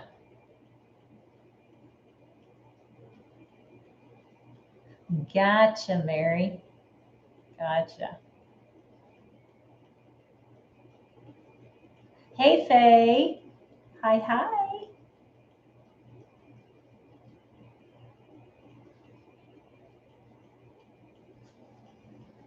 Okay, Liz, that's what you're asking for. Trying to think.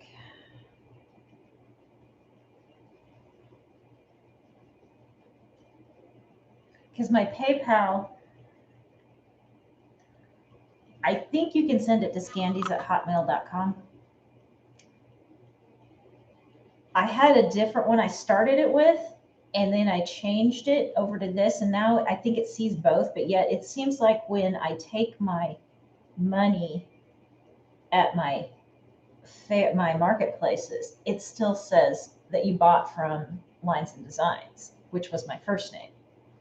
And then I thought I got it off of there, but it still keeps showing up as that. So, but I think you can do it to Scandeez@hotmail.com. Because otherwise I have Venmo, but it's personal. And I'd have to give you the little scan thing.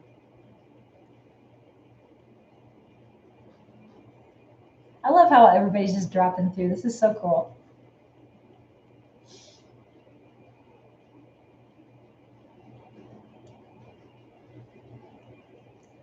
Man, I've been watching our one of the channels that Ediani has on Discord. It's a food channel where people just go in and post what they're making for dinner or whatever.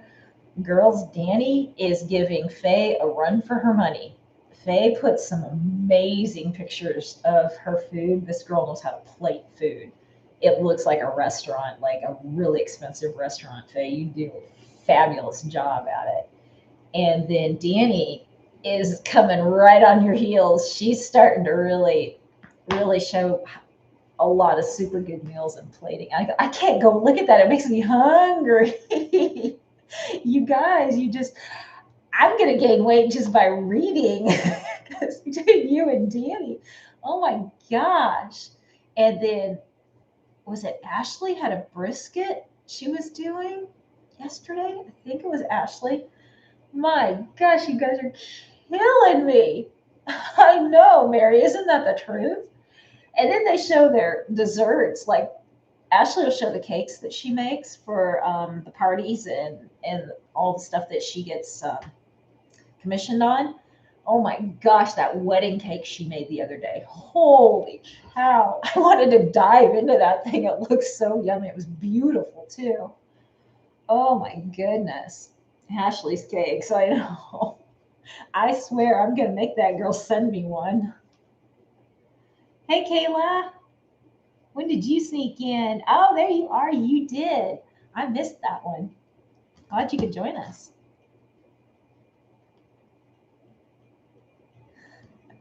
So, yeah, we're all just trying not to salivate all over our phones and our screens. She just needs to send cakes all over the world, Mary. And now she's thinking about doing those macaroons too. Oh my goodness. Oh, Liz, thank you. That's very sweet of you. You didn't have to do that.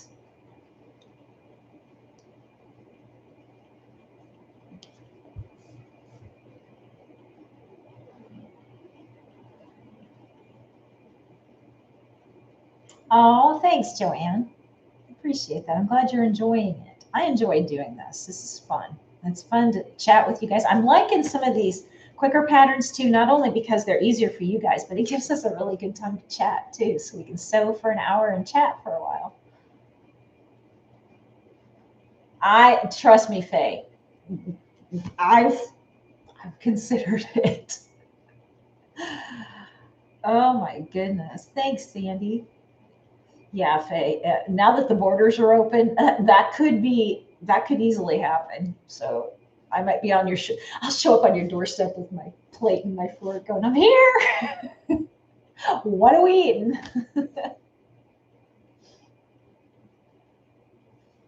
Yeah, I know. We're trying to get her to come down here, Sandy. So you and Faye now can jump on a plane and come down here, and we'll just kind of do a little get together. I mean, that's not fair. Sandy just has to travel a little ways. She's in Canada, so she can already just go over there and show up. Envy, envy.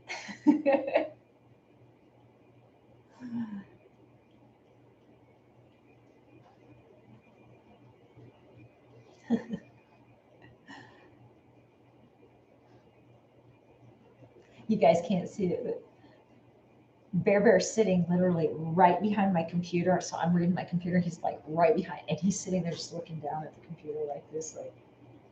like he's a part of this conversation. He's just so regal looking.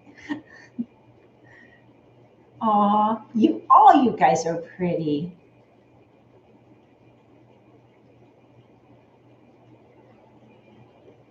I love seeing pictures of your kids too. All your kids are just everybody's kids. So gorgeous.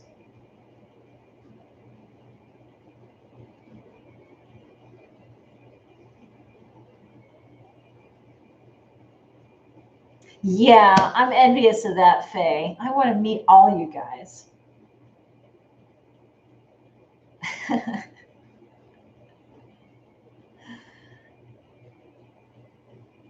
May have to have a get together here and there. One in the US and one in Canada.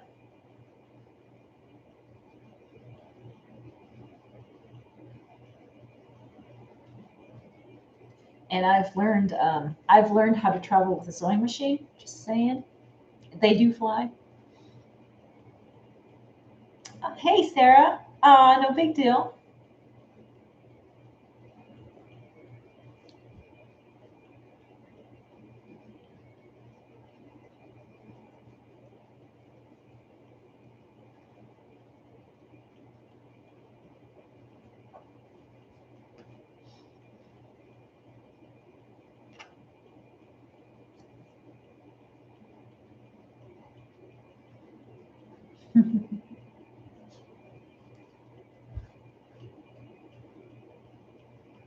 So Tasha's going to come down to Texas again soon. We were talking about that last night as well. So I'm excited to see her again. All right, Faye, thanks for coming by. Thanks for chatting with me today earlier too. That was fun. Aw, thanks, Faye. Thank you so much.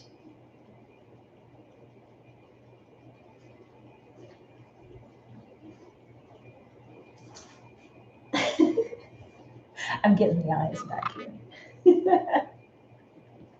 You guys can't see it. She's like out of the corner of her eye looking at me.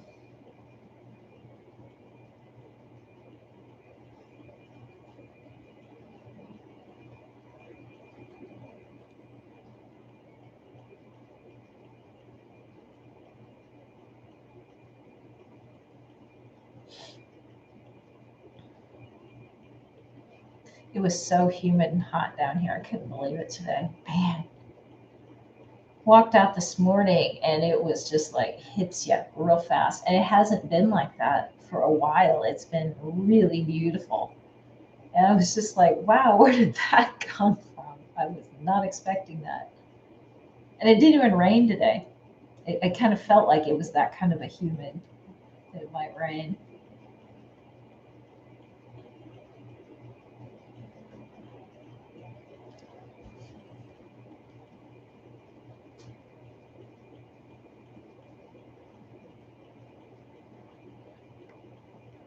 All right, guys. Well, I'm done babbling. I can't think of anything more to babble about.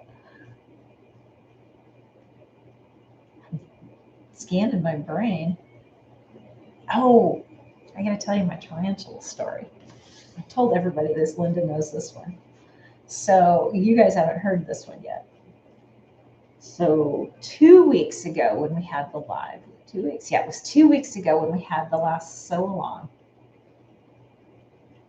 I was going upstairs and it was dark out, but I left the lights on so that I could see to go up. And the door was locked, as I always do when I'm down here. So I do it just for, security and safety. And I got halfway up the stairs and I noticed there's like all these walking sticks and praying mantises. They were having some kind of a reunion up on my front door for some reason.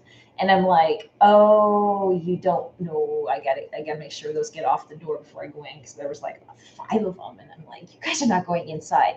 And all of a sudden I looked over at like the door handle height, and I looked over about 1 foot away from there.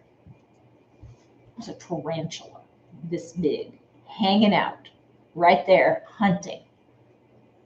And I'm like, I have arachnophobia so bad. And those things jump. They don't just jump a little, they jump a lot. So I was about halfway up and went, okay, so my hose is broke off from the spigot right now, so I can't grab the hose to spray him off. And hey, Alicia. So the only thing I could think of after I calmed down a little bit was to come back down in the studio, and thankfully I've got water here. I've got a sink. So I'll show you what I got.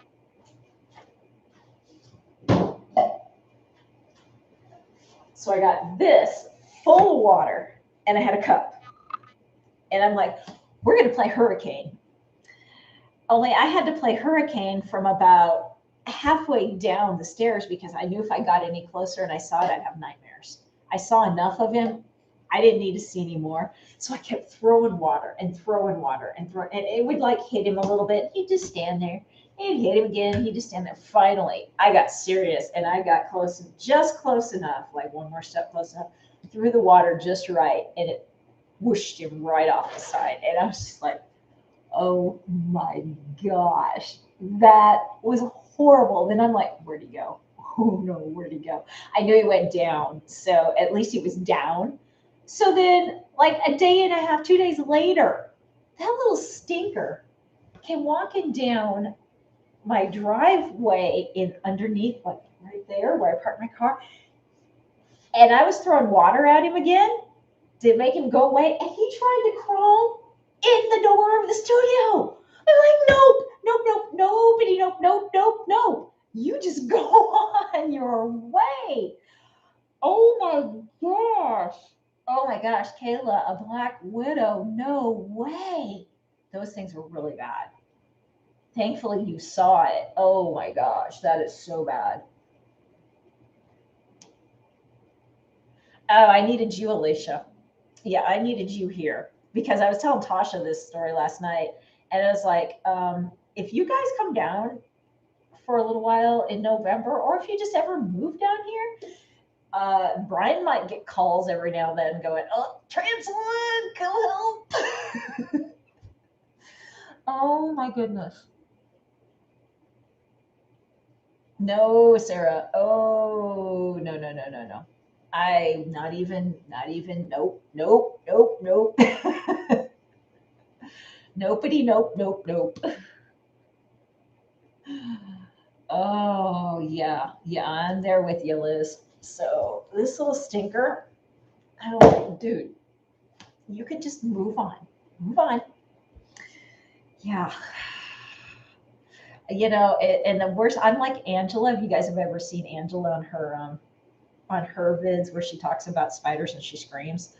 Yeah, I've had that one. I've had a wolf spider in my house when I was back in Nebraska that looked like a tarantula, and I screamed involuntarily for 10 minutes until I could get a hold of myself and figure out what I was going to do. I'm like, no, no, no, no, no, no, no.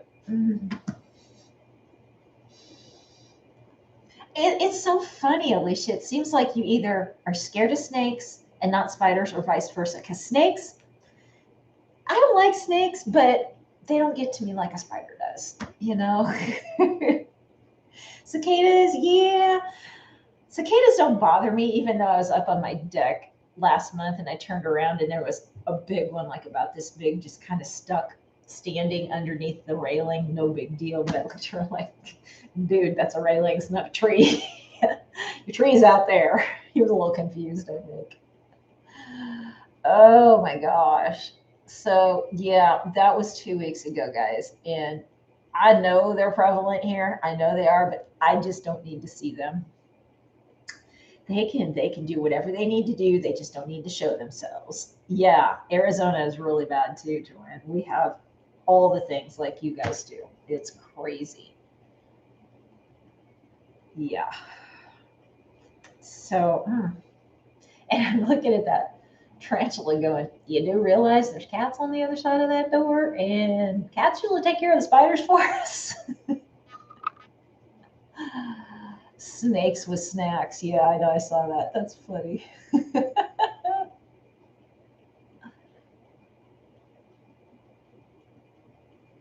Yeah. And see, I've got pest control, Sarah. I just don't know if they work on tarantulas. I had a baby tarantula in here last year. I mean, he was probably about this big. So, as small as he was probably able to get in like the scorpions do. Because when we spray, they don't live. Well, this one did. And he was like skittering across. And I was like, okay, I'm sorry. I know most people say you were a good spider, but you didn't read the memo at the door that if you cross into the studio, you're dead. I'm sorry, you're dead. uh, so, Alicia, tonight we made kind of like a lounge pant or a yoga pant. So, this is for the up to 6T. And then there's a different pattern for 6T to 14. They have an elastic waist. They're done exactly the same way. It's just an elastic waist versus a yoga top to the pant. So that's what we did. And they're so easy and so cute when we get done with them. Oh, thank you, Alicia. Thank you, thank you. The cicadas are loud down here too, Mary. And it always makes me feel like it's signifies that fall back to school time. Market day was amazing. I had market day again yesterday, Alicia. So I have it second Saturday of every month. And it's such a rush. I get home and I'm tired, but it's kind of energizing too. It was so fun. And the people are so good. We had trick-or-treating yesterday, actually. So if you brought candy to give out, then they gave you a pumpkin to put on your booth, and the kids came in costumes and they went around and trick-or-treated. And there's like 150 vendors. So they had a lot of candy. Yep, Sarah, it's my birthday today. So some of these kids were walking around like a bag like this, and it's just they're carrying it like this because it's just full of candy. So they made out yesterday. It was so funny.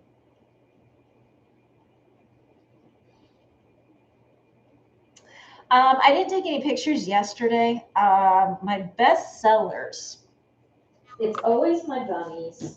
And then I make pants, just knit pants, basic knit pants. Where's that shirt? Oh, here's the shirt. And then I started making these sublimation shirts, and they went over well. I was testing them. So I'm going to do a bunch of these now moving forward because I didn't have the correct sizes. And it was crazy. The sizes that I had in some things were bigger, and they wanted the smaller sizes. And then I had the smaller sizes in some things, and they wanted the bigger sizes.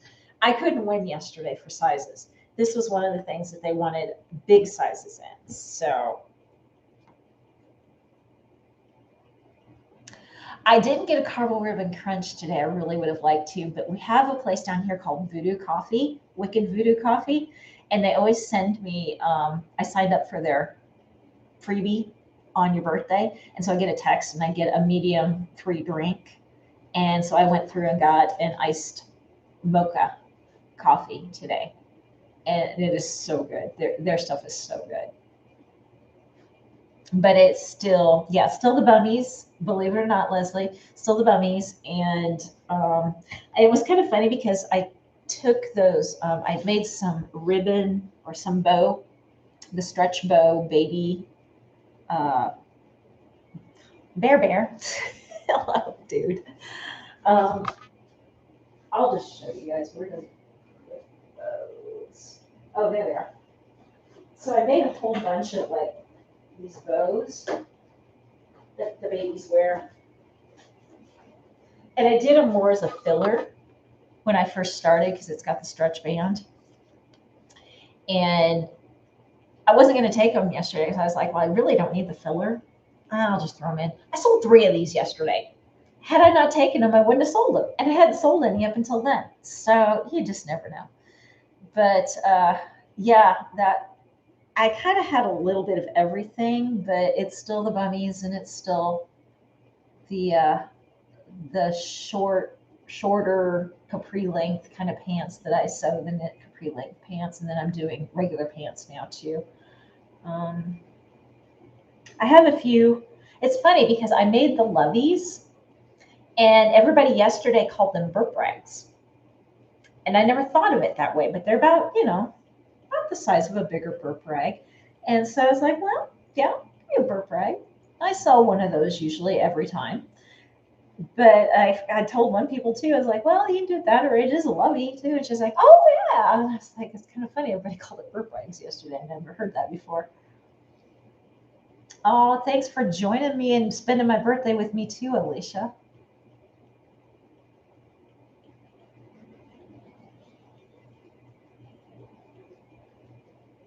I hear you, Liz. I know. Oh man, Starbucks. I am so glad that it's not like super close. Yours is close. I don't know how you stay away. The one in the one town that's close to me, it's really difficult to get in and out of. It's in a really weird spot and it's kind of out of the way. So I don't go to that one. The one that's in the other town, it's easier to get in and out of, but it's still kind of in a really congested area. And you just kind of have to convince yourself you really, really, really, really, really want Starbucks to be able to go in there too. So I do pretty good. It's when I'm on the road, like traveling, like if I'm going into San Antonio or something, that I have a harder time because they're easier to get in and out of on those drives. So yeah.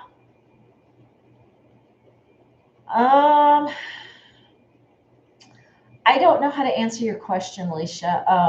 I have a lot of bummies. I have a lot of pants. I started making dresses and skirts to kind of fill into with us heading into the holidays. And so right now I have a container. This thing is full. It's got the loveys in there. It's got some blankets. It's got all that in there. And this is full. And then I'm carrying the dresses and the skirts right now because I don't want to wrinkle them. So if that helps you, I make sure whatever I'm doing, I've got a good amount for each size, and a good amount would be about 5 or 6 pieces for each size. So the skirts, obviously, that was the tutorial we did 2 weeks ago. And so I did a full 2 of each size. I just did the 3, 4, and 5s. So I had 6 pieces of that. The peasant dress, which we did a while back too, I had 1 of each size and 2 of the 2 to 3. So I had 5. Otherwise, yeah, I've got a handful of this and a handful of that yet, just because I'm still trying to expand. But it's getting better. Like this time I had way more bummies, and Linda, everybody loved that striped bear this time. Man, they were going crazy over it.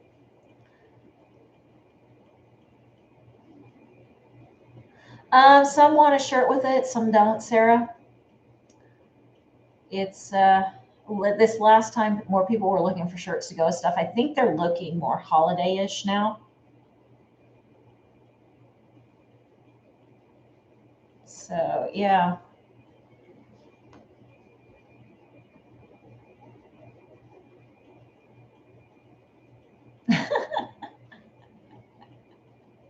You guys. The bummies are so easy, Alicia. The first couple of times you make a few of them, you're going to be like, oh, these are so fiddly. And then after you make a few, then it's like super easy. I'm going to take off the week of Christmas, Liz. I usually always take that week off because I can pretty much be guaranteed all the job sites are going to be quiet because all the clients are going to be off. And so our job sites are still open, but we're not going to have the client needing the attention that they normally need. So I know I'm going to, I just have to, if the field needs anything, I'm just available. But most of the time, those guys are pretty self-sufficient themselves. They're working with lighter crews on the subs. So they usually don't have anything going on either. They're just trying to get work done. What else do I do for a living? I'm in construction management. So we build industrial buildings, big industrial buildings for all the names you can think of. I'm not going to name the names of our clients, but one of them is something you see all the time. You use them, all of that. That's one of our clients.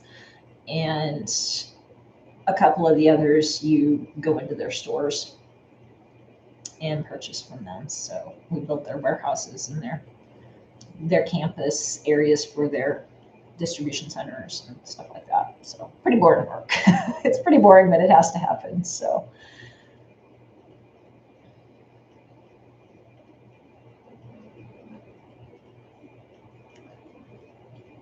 But the skirts are easy, Alicia, because I did just the elastic waist skirts. Those were super fast. Oh my gosh, those were so awesome. Yeah. I don't have to go out on site all the time, but there's times I do. And it's always entertaining. Always entertaining. Both good and bad.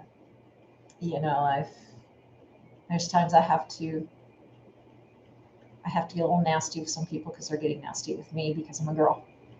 But they think they're going to win and they find out they don't. So yeah, it's I don't like to do it, but sometimes they get reprimanded pretty darn hard because they're being very I'm trying to think of the word. They're going to do it their way, bullheaded, I guess, and they're not going to listen to me. And so they have to listen to me because I'm the boss. Like, they don't like that. Most of the time it's fine, but I'm just thinking of one specific incident that happened this last year. Yeah. Okay, so Alicia, go watch my bummy video, and that'll help. Plus, the waistband on these is done exactly the same way you do the waistband on the bummies. So it gets real familiar. I try and do all of these to build off of patterns we've already done, so you guys already kind of have the skill. And then I can show you other ways to use that skill. Yeah. Liz. Yeah, after you've done bummies like 2 or 3 times, they are super fast and easy. There's just times that I still fiddle with that waistband because some of the knits aren't as stretchy as the others. And when they're not as stretchy, and then they're tiny, and you're like in here trying to get this little tiny thing, where this was a big waistband, so this was easy. But some of them are like about, this big, and I'm in there fiddling with it going, oh my gosh.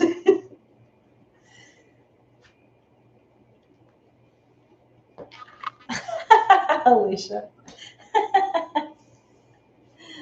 Only when I'm out on the job site.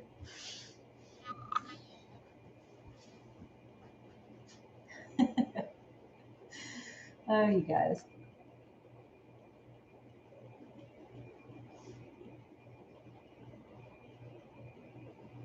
Yeah, Juana, you can do that very easily. There's times when I just skip the holiday stuff altogether anyways. I just don't want to deal with it. I've tried to do some of the holiday stuff, and for me, I never had enough sales. Some other people just make a killing at it. So I just finally kind of went, no, I'm just going to stay with the basics, and we're just going to do the basic thing and go for it. So whatever works for everybody, Some people have great ideas for holidays and all the items they want to make, and I think that kind of comes across to the customer, and so they just attract them, Yeah, I get that, Liz. What I do though on the shipping part is you give them drop dead dates that if they want it by, say, December 20th, they have to have it ordered by this date. Anything after that, you can't guarantee it's going to get there. And that is you put that front and center in your shop. and make it in their face. And I even go put it into every listing. And you can do that with a bulk edit. And then you can bulk edit it back out. That you get in their face with these dates. And then if people throw fits, all you got to do is just say, hey, it was there. And they can go pull up their actual sale. And they can't argue with you because it pulls up the whole listing and it's right there. And I put it in caps and I bold it. I mean, I am in their face. I've been in retail way too long, guys. Way too long. I don't put up with this crap. And, you know, I'll real quickly, if they buy after that date, and I will text them before I do the order and say, you don't want this by X date, do you? And if all of a sudden they're saying they do or whatever, and I just have to say, I can't guarantee it. So I'll either refund the sale or I'll get it done and send it to you, but you may not have it. Your choice, you know, and you just have to do that. Oh, thanks, Leslie. Thanks for stopping by.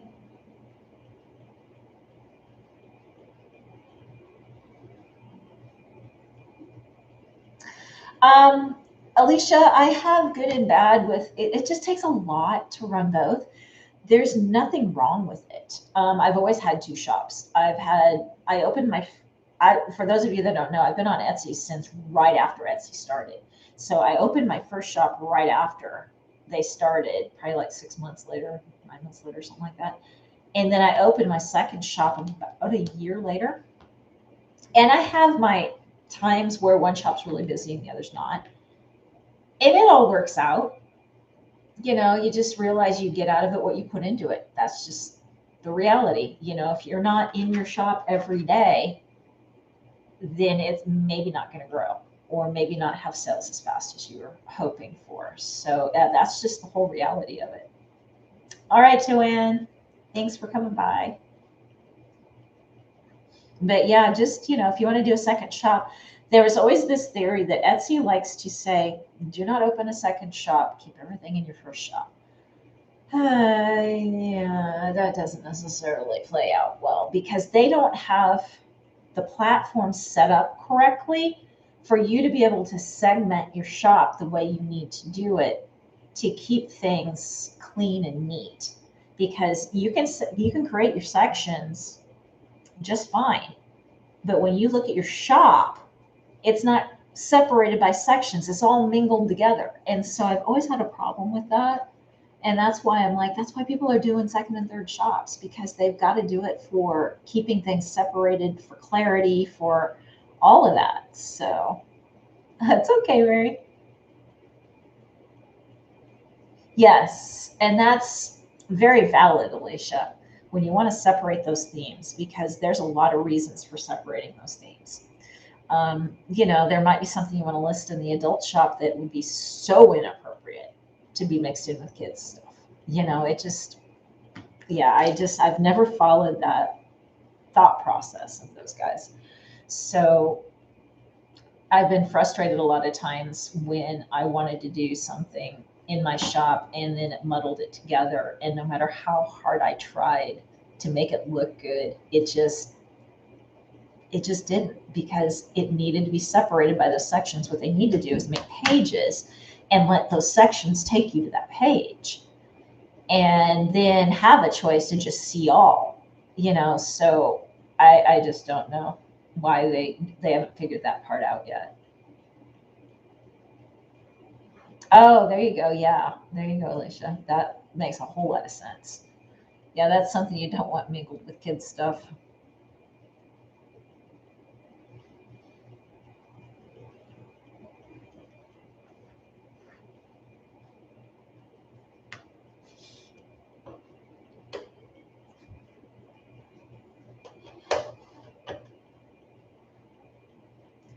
I've learned I've got to pull that down and cover it, because if I have this upstairs and I don't do that, my boy cat will love to chew anything with a thread or a string or whatever, and he'll start swallowing it, and then I'm going to be at the bed.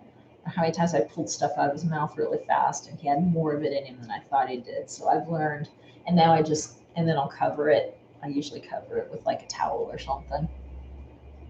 Oh, absolutely, Alicia.